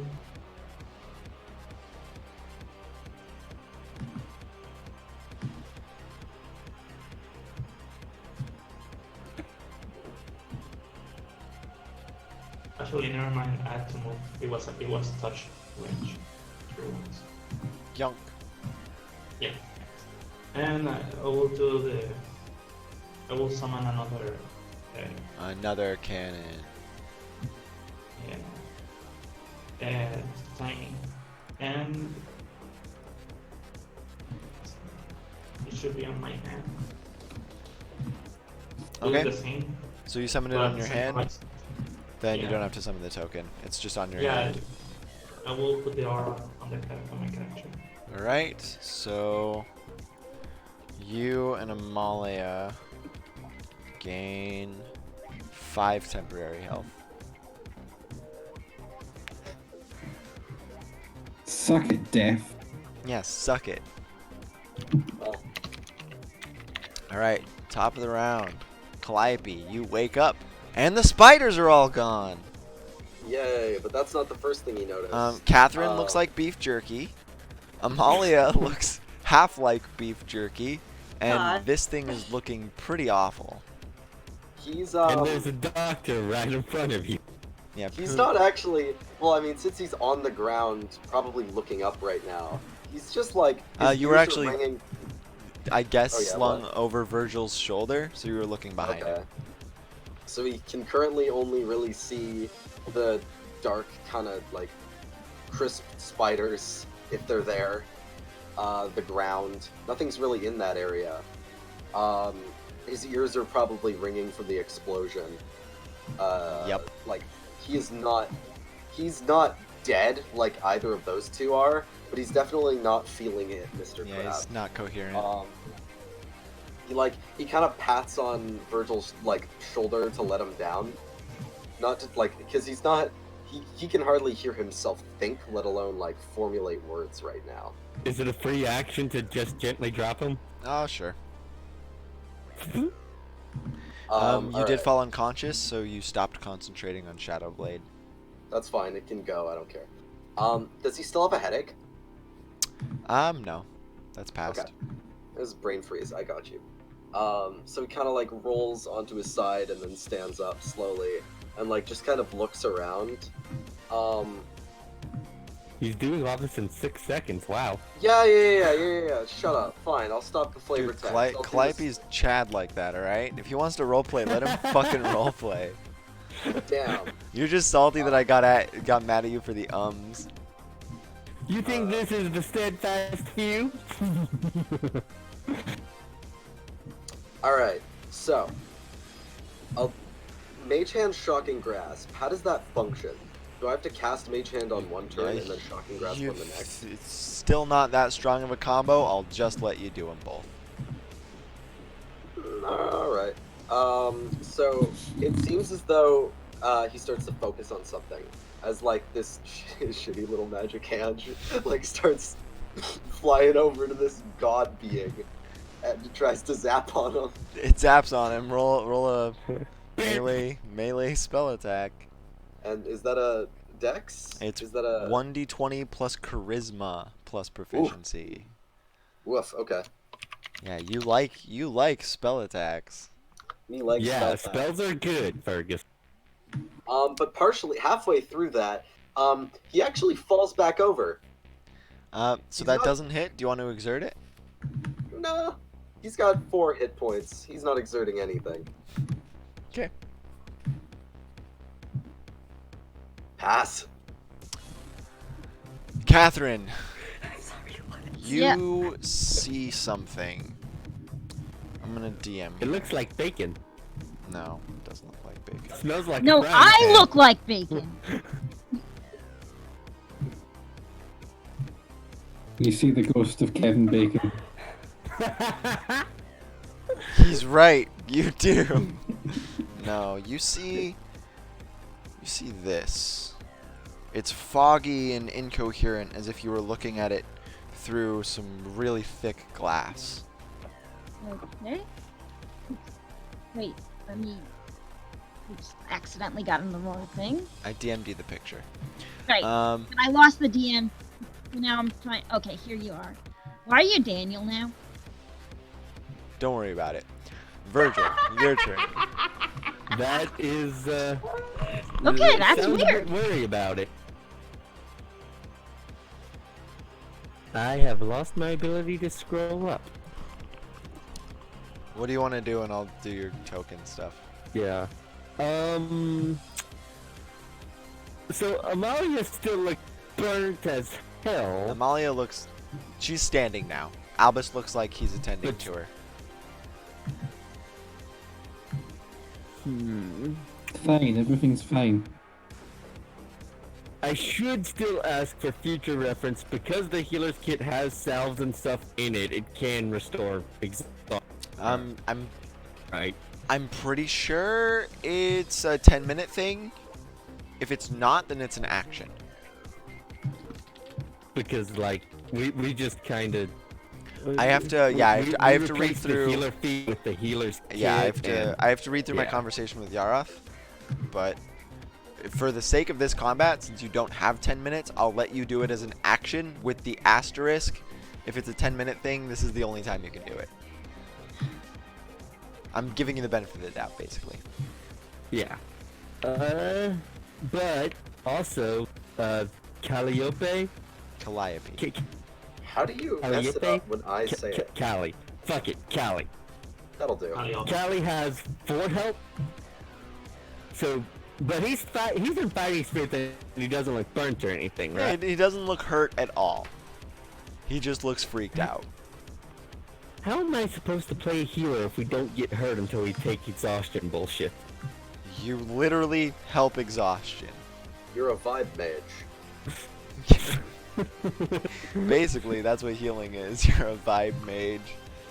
You just put out good vibes. That's fair. You do holistic healing. Yeah, he posts to Facebook on your behalf. Yeah, sending thoughts and prayers, and he changes the filter of his still nondescript face. Alright, so what do you do? Well, since he looks fine but is just freaking out, and she does not look fine but is still standing, we're going to do the dash over and enact the caveat. Alright. So you... This is going to sting, but it'll make you feel better. Oh, that's Catherine. You gotta go to Amalia. Okay, Yeah, gotcha. Catherine, Some of the extra crispy. Though. Yeah, Catherine goes great with barbecue sauce right now. Yeah. So, you get down to Amalia and roll sneak attack dice. Someone just put some Old Bay seasoning on Catherine. You gain 8 health, Amalia. Some sneak attack dice and. Is this burning stuff lasting? I probably shouldn't worry about it. Oh, it's definitely a one? lasting wound. All wounds are lasting wounds. Even in this weird fuckiness that we're going on. Okay, You so I can use a only treatment assume. then. Remember that the intro here it's was fair, it's fair. everything is real. It's fair. So I will slam the treatment down and jab a syringe into her as well with the mending serum. It's just adrenaline. Can you do that as an action? It says after using a healer's kit on the creature. Perfect. It doesn't say as a bonus action or anything. All right. So we just Give me just a You second. still have to complete it in 10 minutes, so it counts. Just injects her with pure G fuel. It's like, have some cocaine, Amalia. That'll bolster your fighting spirit. All right. So you may administer a treatment whenever you use a poisoner's kit or a healer's kit, up to 3 times every long rest. So yeah. Yep. So this is going to sting. If the creature would suffer any lasting wounds, those wounds only persist until they benefit from a long rest instead of their usual duration of a week. So you take out some. This is more than just a serum. This is a metal apparatus that's a bunch of needles that starts knitting and stitching her flesh back together in different places. The serum itself is a liquid-like bandage, a salve that helps assist the process.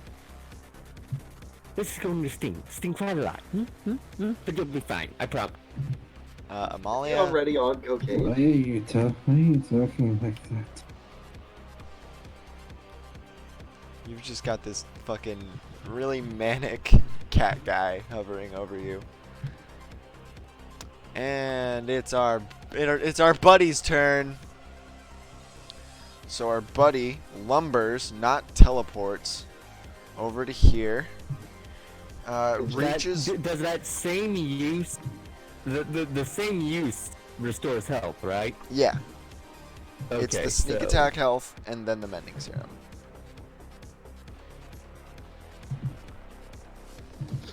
So you also Wow. yeah, What are the odds? you get 13 health back, Amalia. Not 8. Hey, It goes over to Catherine. It bends over with both of its arms. It picks her up. Its face engorges. Its jaw unhinges, and it just starts eating her whole. There's a bunch of really Yum. disgusting crunching sounds. Its face contorts. It grows some eyes on the top of its head, but they aren't symmetrical. Don't like that. And its body slowly fades back to its blue hue.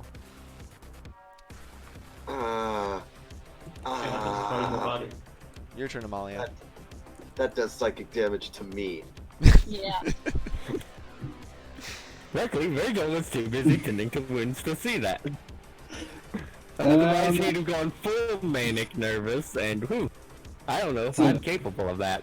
so just as you're healing her up, she just thrusts her fist past you and fires off a chromatic orb of thunder right at its face. Alright, roll attack with advantage. I don't like this thing. I don't like it. Can we get rid of it? What the purpose is. I'm trying, damn it. Yeah, can we? Hey Eric, can we maybe try again? Alright, 22. Roll damage. So the, right before it impacts, you hear a massive thunderclap reverberate all through the massive storm clouds that are above you as well as below this entire city. It's deafening. and it makes your ears ring, your vision goes black, and scene change. Woo! All I had to do was punch it really hard. Right? He is definitely Leo's kid, that one.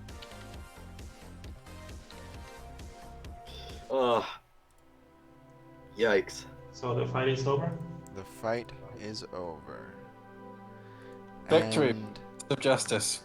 as your vision slowly returns, Catherine, you don't remember Yeah. much, but your eyes do blink open, and the thick veil that it looked like you were looking at this place through slowly sheds itself, and you feel the soft, spongy sand underneath your legs. You're sitting down on a beach in a small river town. It looks vaguely familiar, but not enough that you can recall its name.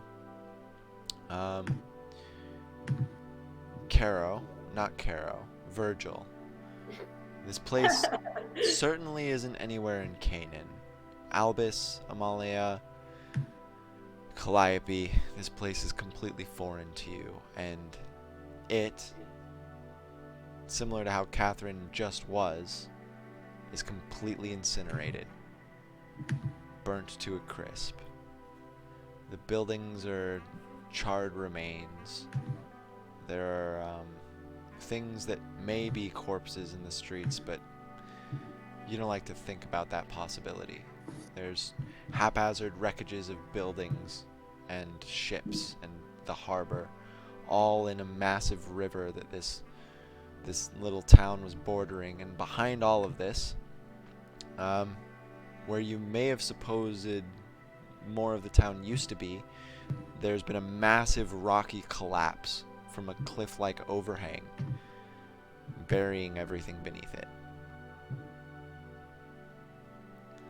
Unfortunately, solidifying your suspicions, Virgil, and something that's a little reminiscent of home to you, Catherine, you see a portion of what used to be the Nartzarethian lift system. 2 massive electromantic rails, hundreds of feet up, with the ends closest to you completely shorn off. They're shattered and broken parts, lying, electrifying the river itself. Wherever you are now, it is not that cloudy city.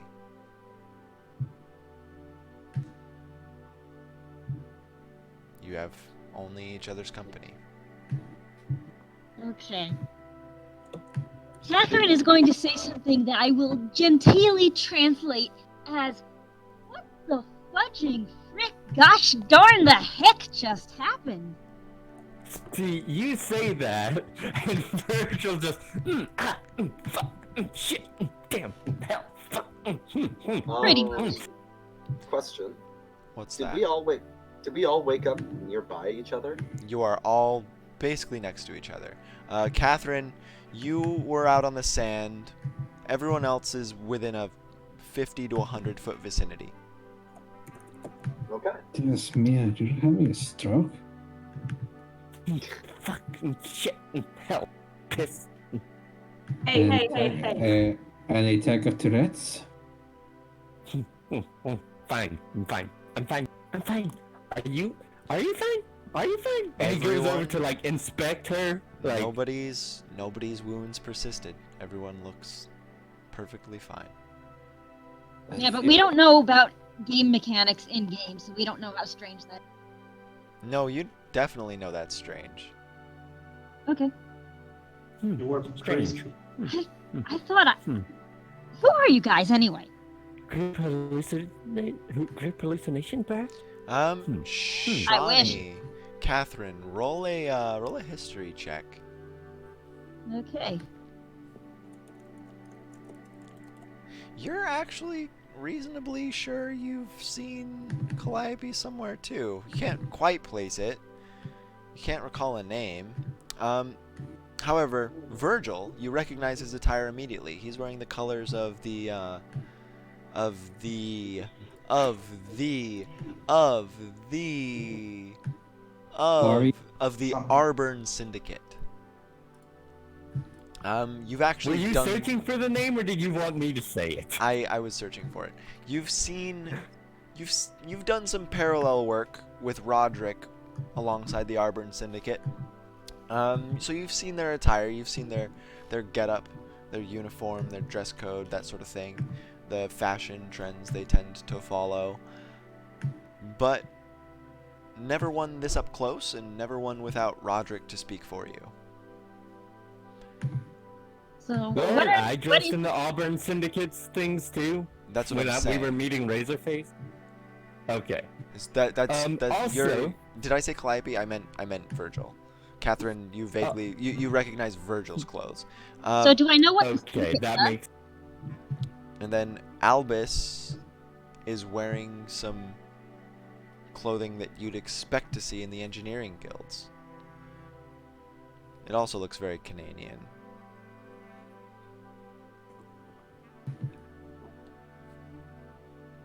So, Eric, What's up? can I just like recognize Calliope on the Calliope. simple basis? How I'm do you sorry, get it I wrong don't know. every time? I don't know. I don't know. Maybe it's because like it sounds like the fucking dance, you know, the fucking. No, I I don't. don't know. I'm not certain. No, I know. Um, You skip.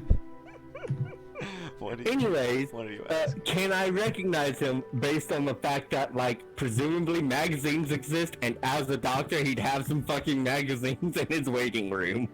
I'm pretty sure that didn't you recognize him during the fight? You recognized him from some magazines. You never told me I did, and never told me to roll a history check, so... Okay, well, roll a history check. You With told with- someone else... With advantage. Roll a history. Oh, right, yeah, it might have been Amalia. Yeah, Roll a Yeah, history it was check with Amalia, yeah. advantage. alright. Let me toggle it, because I've got that going on now. Don't know why I didn't have that in all of... History... When Emery is allowed to dress casually, he obsessively follows after this Calliope Laminitis and his fashion trends. Of course. So So I- you recognize the getup, and then you look at him. He's got the draconic signature that Calliope is typically marketed with, and the pieces fall into place. Pretty boy. Your first Hey, guys. instinct is to get Emery a signature. Gotta get a signature. Is your connection doing all right, Yaroth?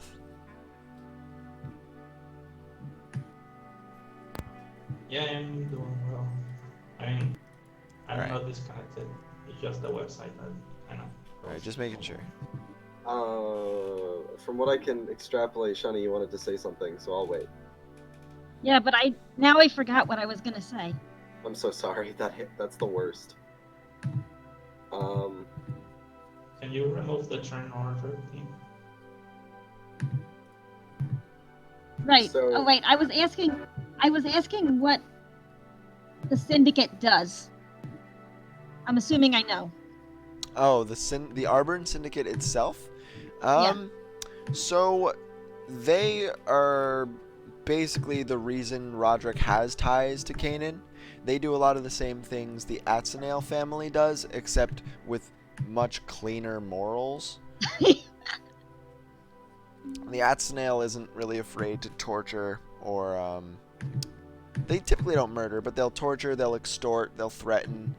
Whereas the Arburn Syndicate, it focuses more on working closely with people in positions of influence so that they can instead use things like propaganda. And they can sort of mold the public opinion without being made out to be the bad guys. They have a pretty positive public image. Because they don't threaten, extort, torture. Kill people. Well, like I said, they don't. The Atzenales don't murder.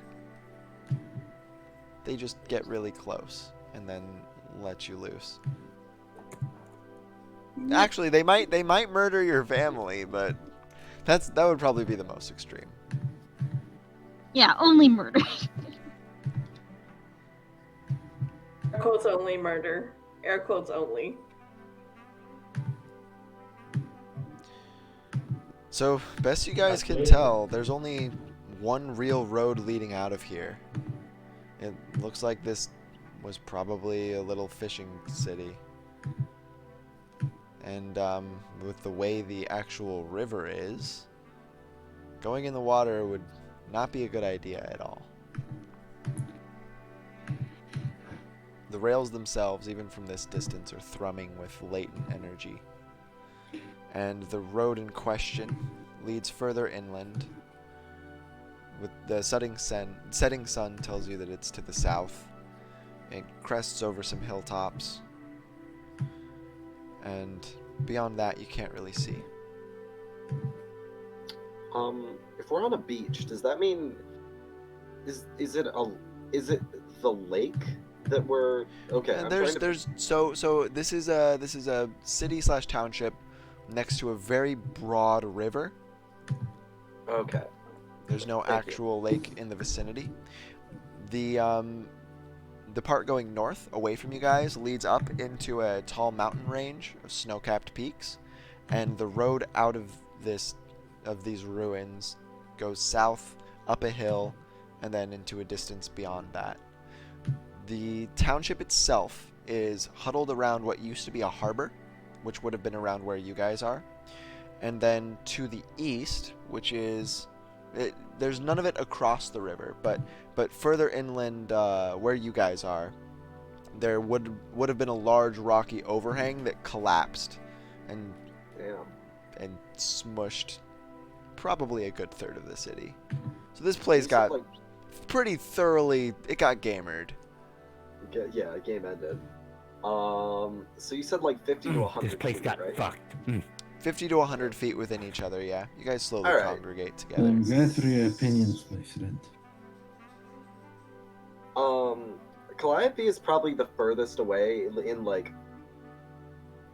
out of everyone. He's currently like kind of partially knees tucked to his chest as he's like looking out over the lake. It's very clear, like the fact that he's still trying to comprehend what just happened is almost palpable around him. He ain't doing too hot.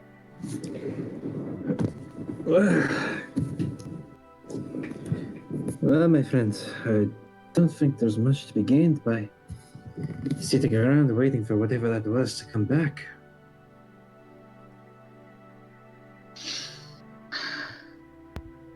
So if it's all, I agree. so if it's all the same. Down this road. Are you okay there, friend? You are. I'm Start mumbling in tongues. I may just have. Stuart, you're cutting out a little bit. I'm assuming you're talking to Calliope, yeah? Yeah. Okay.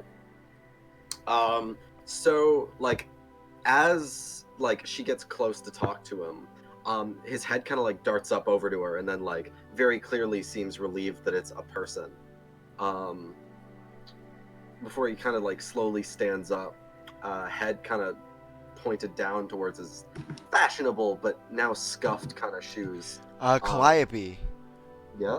Your right arm, the bottom hem of the long clothing that you were wearing in the limo, it's bundled around it, and you feel the piercing throb of the glass shards that's stuck into your arm.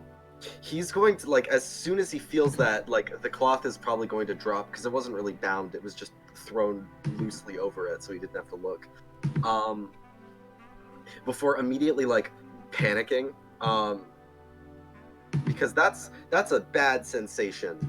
It's not great. Virgil, you basically immediately key into this. Yeah, it's just like like he stands up and his arm just starts bleeding profusely.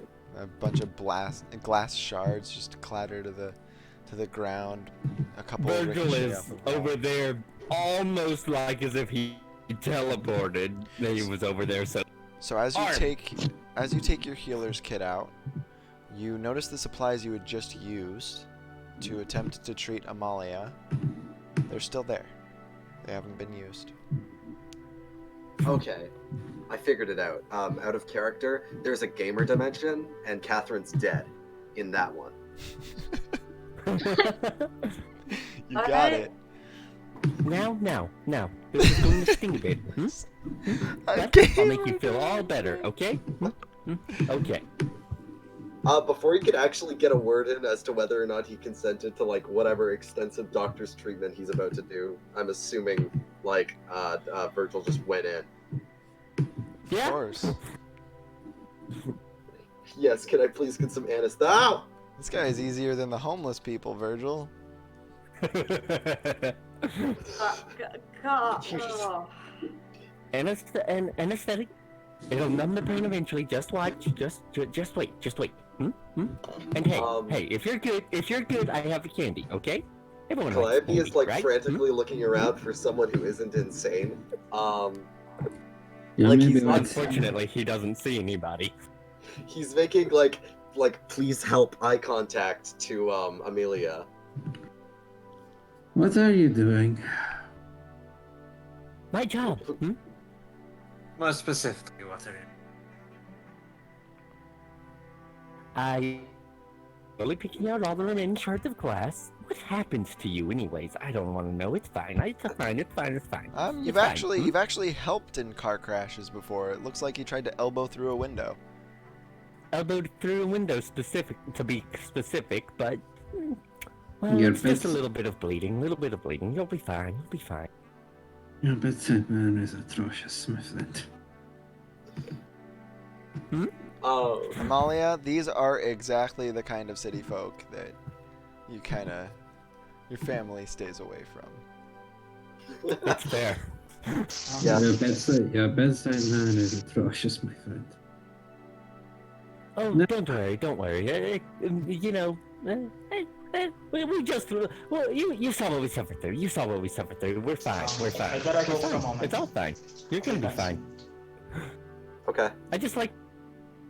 Oh, talking. It's nice, simple, easy. Everyone loves it. You know, it's talking. Are you What going is your? This is going to sting. What is your name? are you going to? Are you going to let me get a word in edgewise, or I wasn't talking to you. I was talking to Callie here. Why did you Just ask? talk. Just know. talk.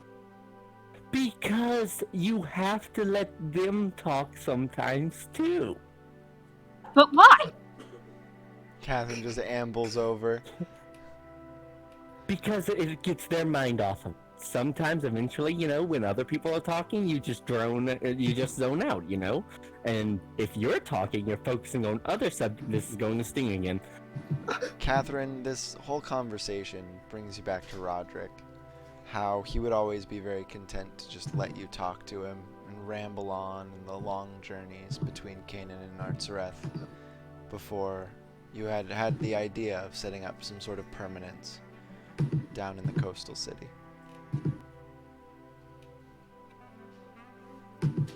Huh. I suppose. Okay. Trying to stop ignoring what's around me. does anyone actually recognize where this place is?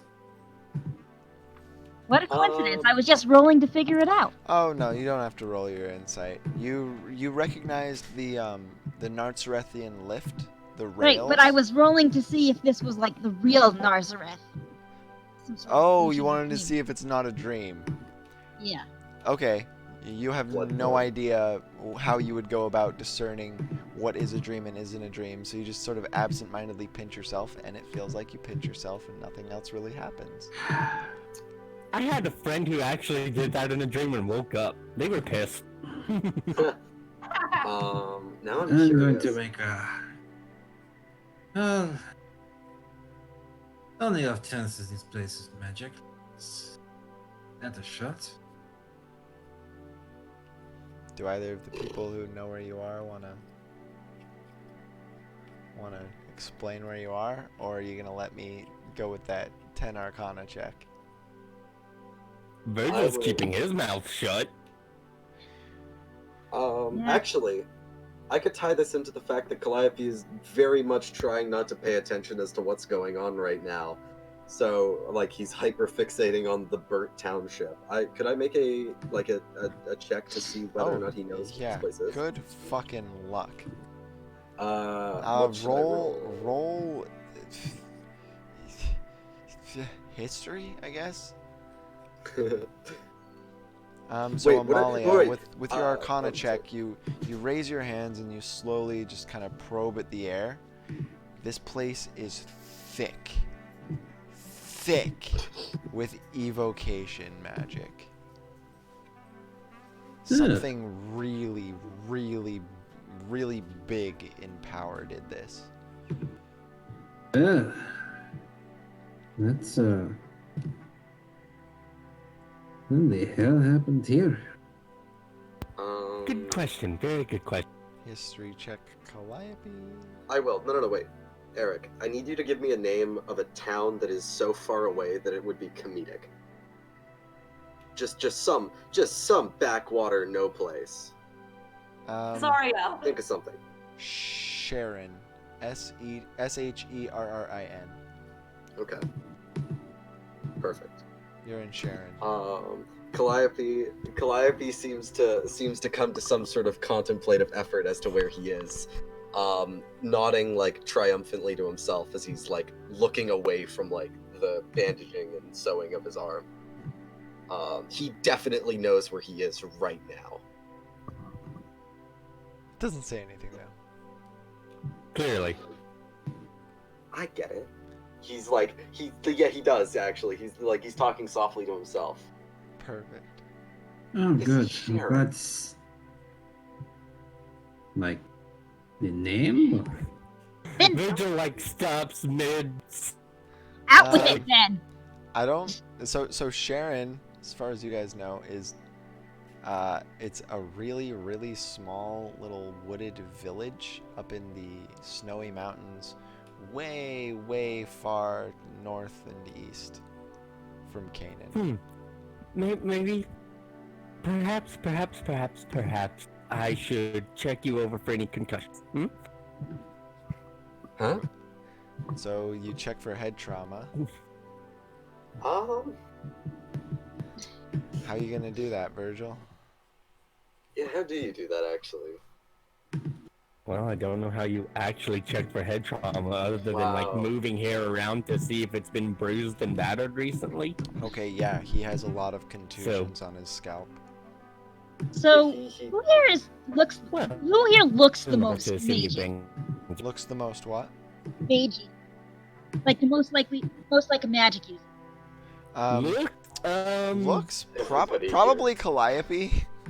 Calliope's kind of a Calliope or dragon fox Virgil? person. Okay, Virgil- I go to Calliope. Because they're scrawny and nerdy looking. Yeah. I say, you, magic person, where are we? Yeah, but Calliope you kind of were looks like a unicorn. You mean me? Maybe. Amalia just kind of looks like a sailor. As Catherine like shouts, Calliope is like flinching. He definitely does have a concussion. Like that hurt. That I'll left take his- care of that. Is Catherine like talking to anyone specifically? Is she talking to Calliope like, Yes. or just like okay? He's like I thought. I mean I must have got the name wrong. He got it so wrong that he was It definitely wasn't covering his funny. ass. It wasn't funny. I wasn't joking.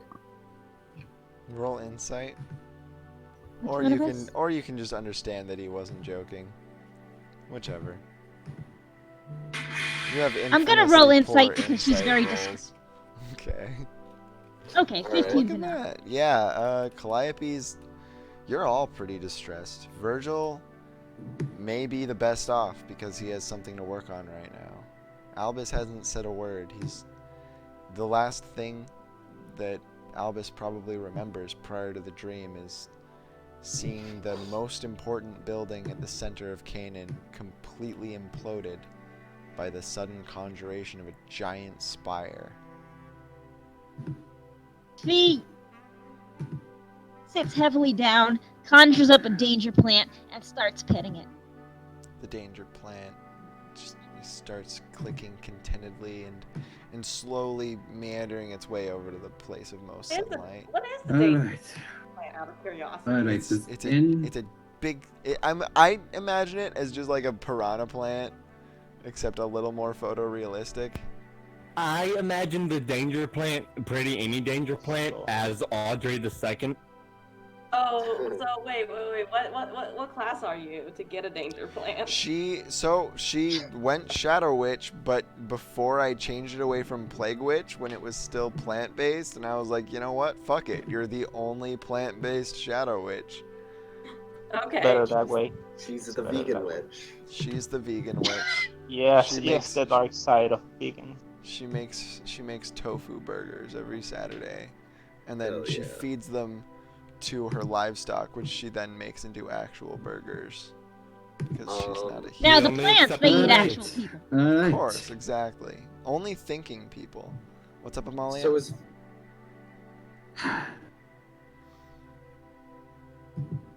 All right. How about instead of bickering like this, we figure out where we are? Seems like the way forward.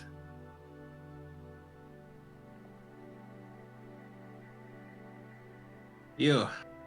And she's gonna point at. She's gonna point at Kelpie. You say you knew where we are? I mean, I thought, but I must have been mistaken. Yeah, like Catherine still seems a little insulted.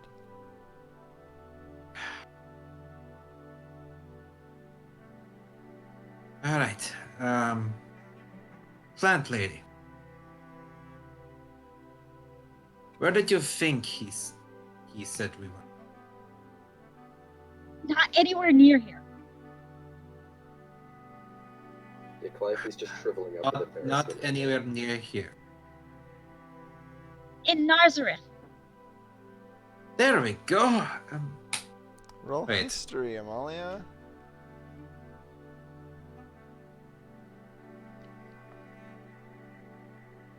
Is Virgil done with the treatment? He finishes after about 10 minutes, so sure. Okay. Um, Yeah, okay. You vaguely remember a place called Nazareth. It was, there was some stuff that went on there that your buddy Truthsayer talked about pretty sparingly. He said that it's mostly, an abandoned place that's scavenged for artifacts, but he hasn't ever personally been. He only has a good friend who routinely goes up. It's very, very far away. Isn't Nazareth abandoned? This looks like it could be the place. So, her saying that, Catherine, not you, Virgil, but Catherine, since you worked more with the Adsenales, you would have had some actual exposure to it. It sounds like Amalia is talking about Old Nazareth, the place much further to the north that was reduced to rubble. Nazareth, as you know it, is what was rebuilt off of that. No, this is the. Have I ever been to Old Nazareth? Do you want to have? Well, I'm trying. I'm trying to see if I'm gonna be rasping on hope.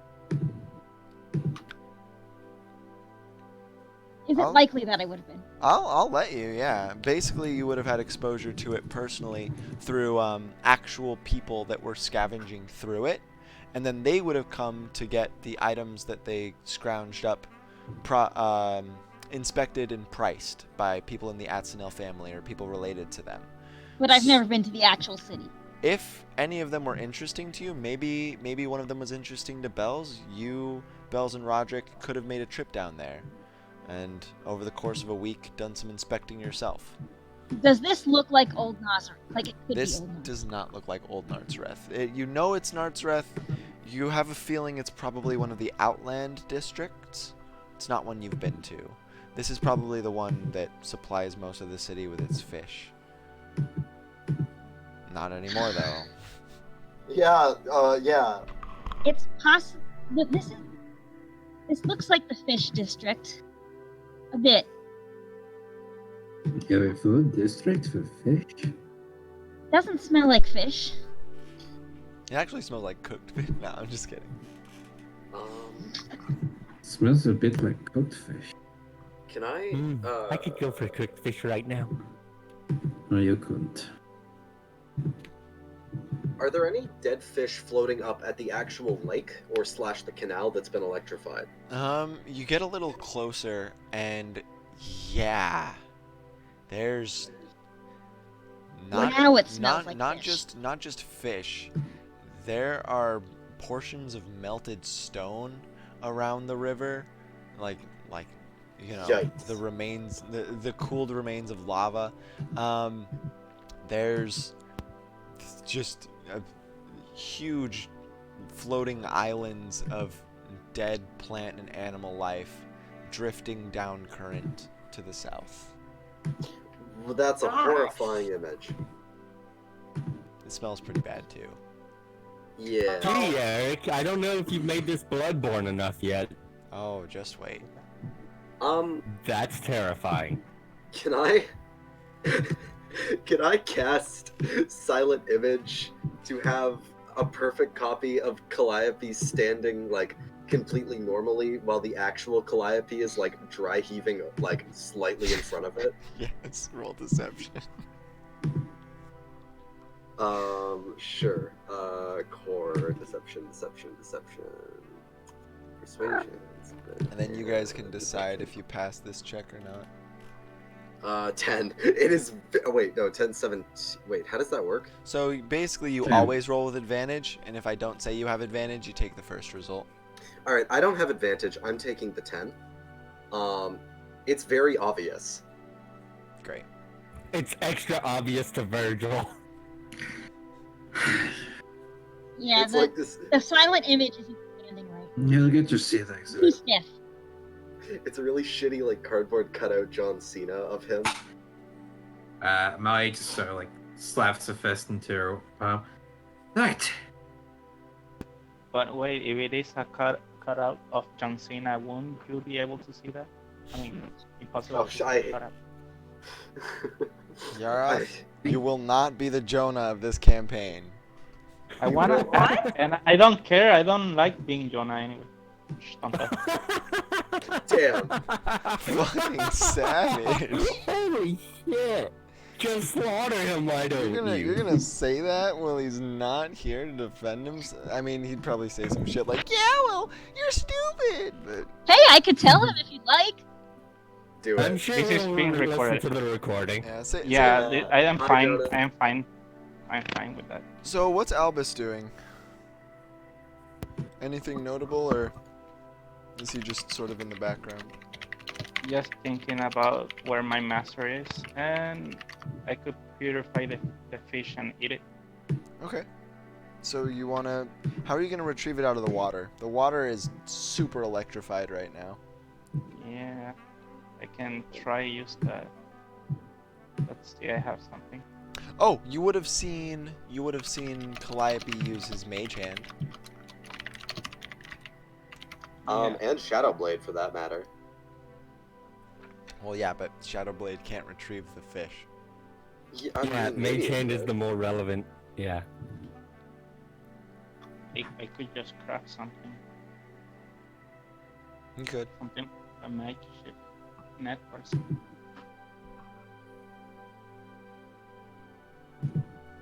Also, how long are we going to be here in the game? Why don't you ask? I mean, you guys can be here as long as you want. it can be here till midnight. How long are you gonna be in Nartzareth? Until you find a way Yeah. out. We should explore. Along the coastline, is there any bit where it like branches off into like woodlands, or like is it just a beach So up all the around? up the hill where the road leads, there's some copses Like Okay. little forests, nothing too expansive. It usually breaks up. The river itself looks to meander in and around the hills. Okay. So immediately after realizing that there is just a sea of corpses to his hard left, Calliope like covers his mouth and immediately starts beelining to the road. Who's following? It may not be a good idea to run off on your own. Oh, yeah. It's definitely not a good idea to run off on your own. Oh, you're just going to do it anyway. He actually Probably. beckons everybody. Like he's not like his mouth and nose is are covered right now, but he's gesturing that everyone should just start heading out. The smell not getting to everyone is wild. It Yes. I mean, trauma will do that to you. It's true. So, you guys follow? Yeah. Yeah. I'm looking around the whole time to see if I recognize anything specific about where we are. I wonder what's happened here. So with the Amalia's is going to be like constantly shooting glances and investigating as she goes. okay, roll investigation.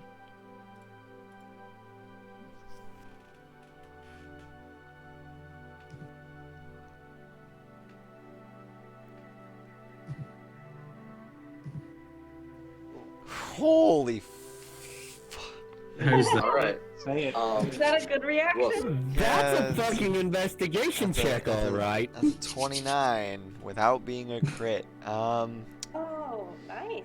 You're level Jesus 3. Christ. Fucking observant. So, as you're walking, before you get to the edge of the ruins, Woof. you're paying real close attention to the actual destruction. And it's a little strange because the natural terrain looks like it was just immolated, like as if a wildfire had passed through here.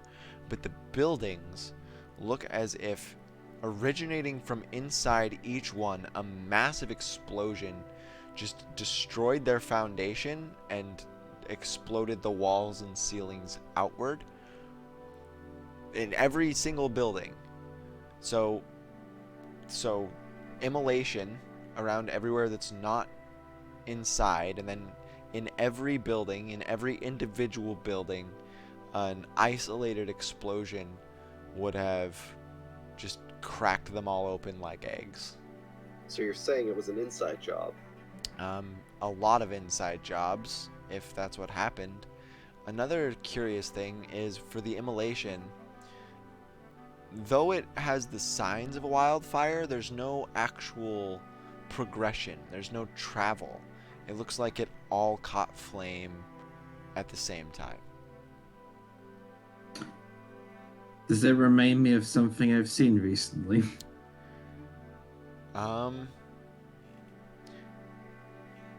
little bit. Yeah.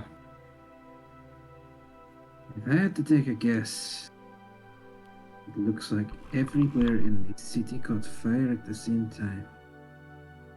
Each of these buildings had some manner of explosion, inside out.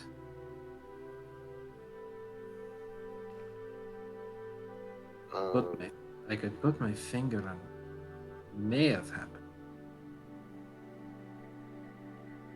Does not suggest anything to you? It vaguely reminds you guys of... It doesn't remind you of anything, Catherine. Because it reminds you of the instant after your vision went completely black. Calliope just looks concerned. He's not saying anything. The big fuck you in the tower. And Catherine's in not the saying plaza? anything because she's not sure how far she trusts No. these people.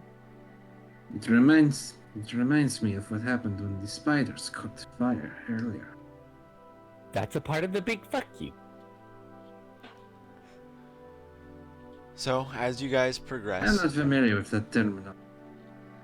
Speaking of the spiders, It's a very doctoral term. how did you guys get away from that thing? We have no idea. Well, I was originally burned up, but now I'm not, so all's well that ends well. Push, And, Or like, is this just the beginning? Hmm? then she looks around like, relatively speaking. a couple seconds after that, Calliope just like kind of bursts out laughing, like not like maniacally or anything like that, but like Ha kinda like, ha ha! Sorry. I'm gonna break your legs, Eric. Please. So like after a small fit of laughter, he's like, "How are we alive?" And that's the stress kicking in. That is a question, my friend. One to which I have no answer. But we are alive. And 5 minutes ago, that was more than I could ask for. Is the air smelling any better the further they get Oh away yeah, from? it All begins right. to smell much fresher as you get closer and closer to the trees, and as you move up the road, you see a small silhouette of a bird that's at the top of the hill. It sort of hops forward a couple times, looking at you. It seems to be an owl, except it's black as night. And then it turns and it flies off towards the east. Whoa. Yes. East, dun dun dun. I don't know the symbology behind that. Just yet. I will in the future, though. Oh, right. I need to do this before it ends stuff. Sometime between, like, so on all of, like, the Vogue covers or whatever, Virgil has ever seen, Calliope on, it's always, like, he's always got, like, the one tail and, like, the horns and the stuff like that. But sometime along the road, as Calliope looks a little like strained from everything that just happened, he kind of like waves his hand a little bit as by some strange and optical illusion, like the one tail outfolds into like 7. Yoink. It seemed like you can extrapolate pretty quick that he was using some kind of illusion magic to keep that under wraps. Yes, well, magazines all the days. Shocked a lot of them. He like laughs like that in character and out of character. That was funny. It wasn't like anything to do to like show off. It was just like something that he did like absentmindedly. With the smoldering ashes of a river city that used to be bustling with life and contentedness, the roads forward are dense and overgrown through disuse by any but wildlife as you meander in and out of the woodlands. Afterwards, probably 3 or 4 hours later, through getting to know one another, you reach some sort of amicability as you emerge atop the hill that you'd been on approach for the majority of the journey so far. The lift rails, lying shorn behind you in the depths of the river, which Catherine and Virgil, you remember, is named the Tool River. It stretches all the way into Nartzareth before depositing into the thick aqueducts down into the Eshevai district. You've crested the hill alongside your path, and but a few hundred feet to your right and held high aloft by the electromancy that powers them, there they are, the lift rails, in their totality, and unbroken.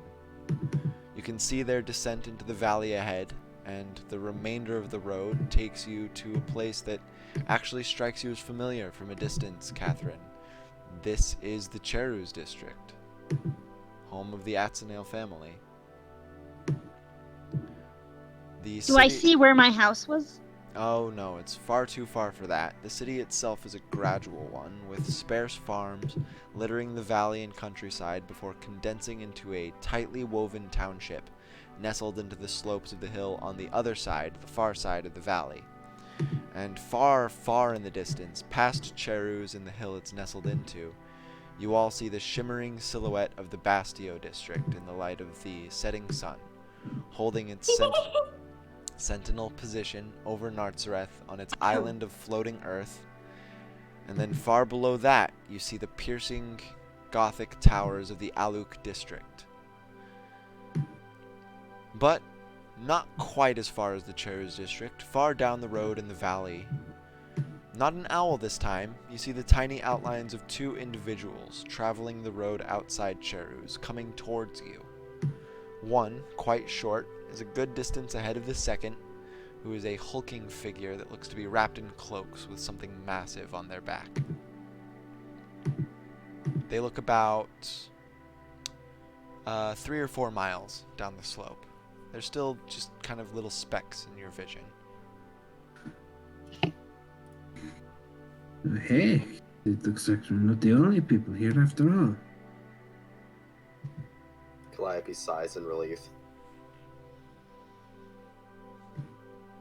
Dear, we have no... His pulse quickens. You absolutely did not expect to return so soon, Kavi.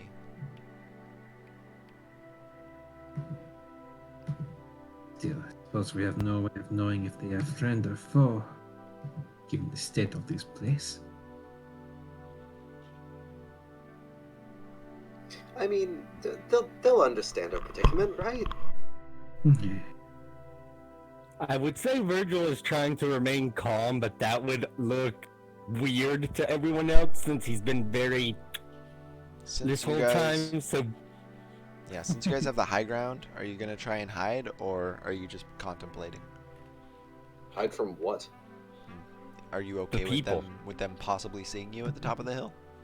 Yeah, All right. Calliope doesn't care.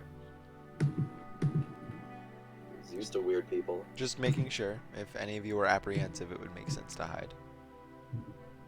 I'm apprehensive, but I want to see another person. Virgil thinks about it, but All right, so you guys make your way down, and on the approach, at some point, the two individuals probably see you. You don't see it as much of a reaction in the larger one, but the smaller one, after he sees you, noticeably quickens their pace. And as they approach, you see that it's a tallish but probably very young boy. He approaches, at first a little warily, but you guys aren't too threatening. You're not really approaching like you're gonna attack or anything, so he just comes up to meet you. You get a little closer, and he's actually dressed in the robes of the Atzenael. You recognize Kavi. What? Do I recognize the person? You don't recognize the person, no. He comes up and he starts to talk, but he catches himself and covers his mouth a little bit, scrutinizing you with his eyes. He looks between each of you, his gaze lingering a little bit on first Albus, and then it lingers on Amalia, and then he blinks a couple times, and as if to assure himself that Calliope isn't a figment of his imagination, before his hand slowly lowers and he goes, "You guys came from the Cirque district. Do you know what happened down there? The lifts shut down." Do we know what happened? Boy, whose are you? What? Your parents. Oh, I was taken in. I'm pretty smart, so I guess they kind of see me as an enterprising sort of investigator.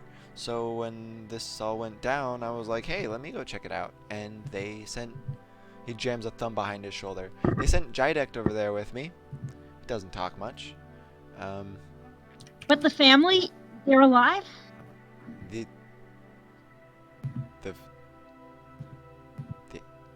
Atzenaels? Yes. What do you mean they're... Yeah, everything's fine. Then what?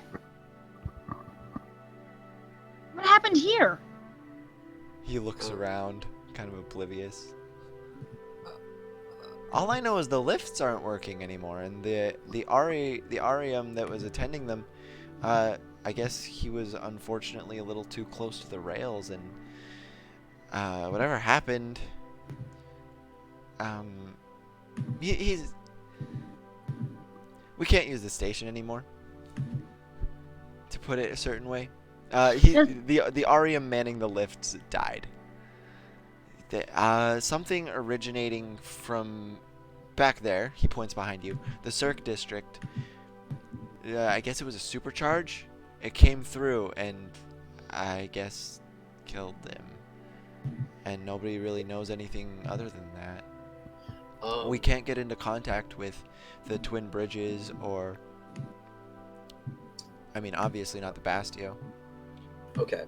So Does a 16 tell me if he's seeing the same things we're seeing? So, the Cirque District is way far back.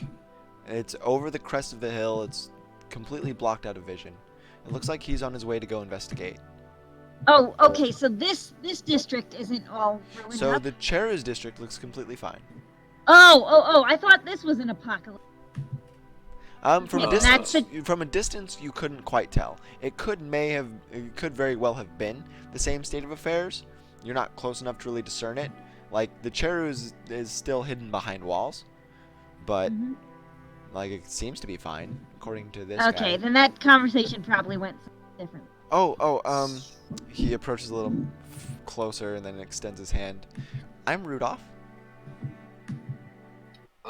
Calliope moves over to like the front-ish of the group and shakes it. But without any tact at all, he's like, Rudolph, that town is melted. Thank. I'm so glad that someone stepped in because I was gonna say something much worse. It's melted? Melted. It's gone. He raises a It thin appears, eyebrow. there appears to have been a great fire there. They're next to the river. There is a level yet- of. There's Okay, there's alright. so much one can but- do with a coordinated attack. But what happened? Hmm? Fire wouldn't supercharge the rails, would it? That doesn't seem like an electricity thing. Hey. Also, wait, it's Can I- it's melted. He sort of takes a Perhaps step the back wiring and caught fire? looks down.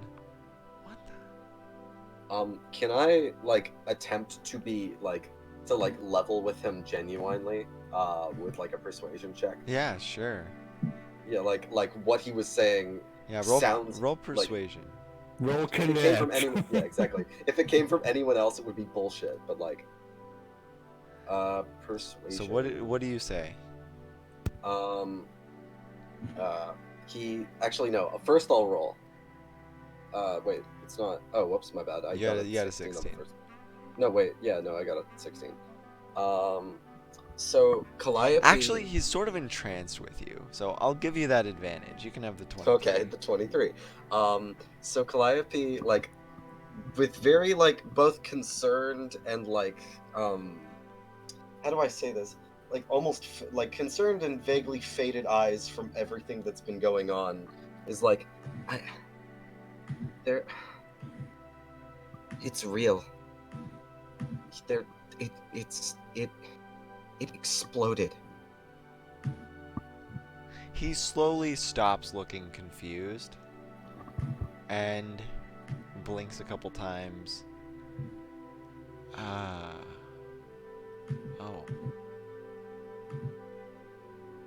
Well, There do not appear to be many survivors, if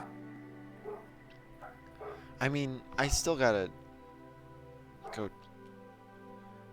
check it out. Get, I wouldn't be an enterprising investigator if I didn't get my own notes, right? Calliope just slowly shook his head. He was shaken as he he kind of forced himself to recollect what that town was really like after the fact that he had been there. And it's man, that was pretty awful. There were probably nuclear shadows in the street, sea of corpses. That was not good. That was not good. There's a refrigerator somewhere with Indiana Jones in it.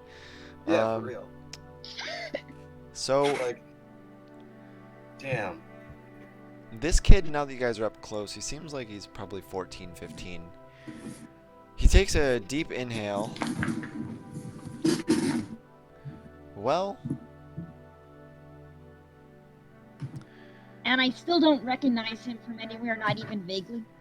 he's got the uniform of the Atzenales. So the Atzenale family is big enough, and the Cherus district big enough that you probably wouldn't recognize everybody. It makes sense for him to be from the same family, and you just have never really run into each other, or you've only run into each other in passing, and his face was Alright. never one that you remembered. All right, because until I know until I know he's from like a branch of the family that I can trust. Basically, I'm not going to say that I'm an Azanale because family politics. Yep. Yeah, that Yeah, makes very. sense, especially without Roderick here. So he looks to you, Calliope, this time, and he says, "Well, with all due respect, I do have to see it for myself. At the very least, I should go to the lift station, see what happened there." Calliope couldn't really stop him, so he just kind of straightened up his posture a little bit and closed his eyes and nodded a little bit to his resolve, at least. That said, I do have one question. None of you really look hurt. Are you the ones that... I mean, It was Calliope like that looks when we hurt. got there. He's shaken out of a stupor almost when Virgil suddenly starts talking. So, what? Sir? It was like that when we got there. Where Tell did- me, do you like candy? Well, Yeah, but there's only a road leading into Cirque. Cirque doesn't go anywhere else. What do you mean it was like there? Where did you come from? Good question. I have no idea. He's gonna roll insight. is high good? I mean, it's a 1d20 roll. Hi, good? He mouths to himself, "What the frick?" Yeah, frick. That's what I'm saying. Now, cherry? Strawberry? I'm not I have really no hungry idea how- right now. Oh, it's nothing to eat, just something to suck on, you know. It's fine. Uh-oh. Fine. You'll be fine. Just He holds out his hand. I What? raise my eyebrow and say, "What are you giving the boy?" Nazareth is just... So, You're right. so You're right. Virgil- You're right. I should be making more. I should be making more. Virgil takes Some out a for big everyone, a big transparent sack of just sugar, and it has a 3-fingered apparatus that sort of extends out of the top of the bag. It channels some sugar through veins along the 3 arms, and then it superheats them down into a laser before perfectly molding it into a sphere.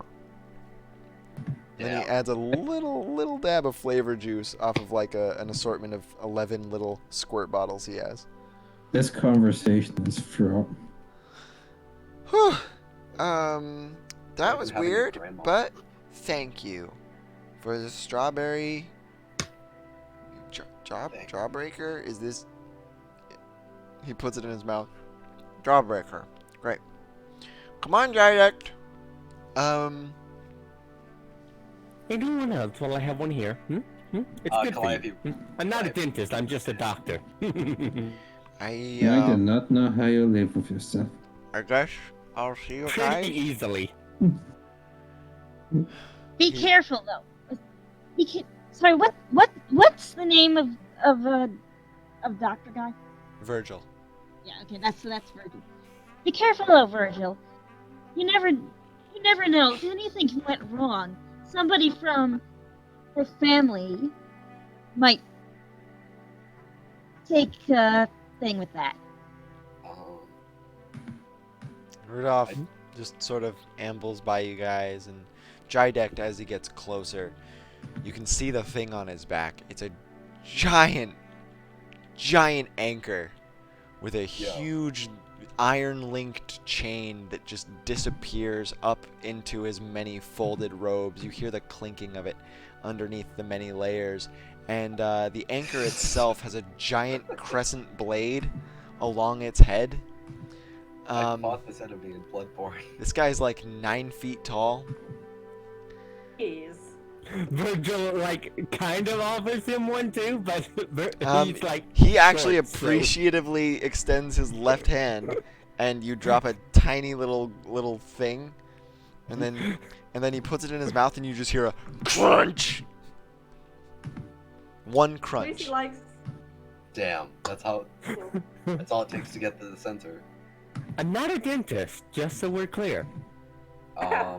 Calliope also like kind of No one quietly raised ever his hand for accused one. you of being one. So I'm just saying, they can't bill me for damages to their teeth, and I can't fix those. so they continue past you. Can I fix teeth? I mean, if it, yeah, I guess. They Technically, continue teeth past are- you. are teeth kind of They go up the hill that you guys originated from, and as you guys approach Cheruz, you hear a gong, gong, gong. Oh gosh.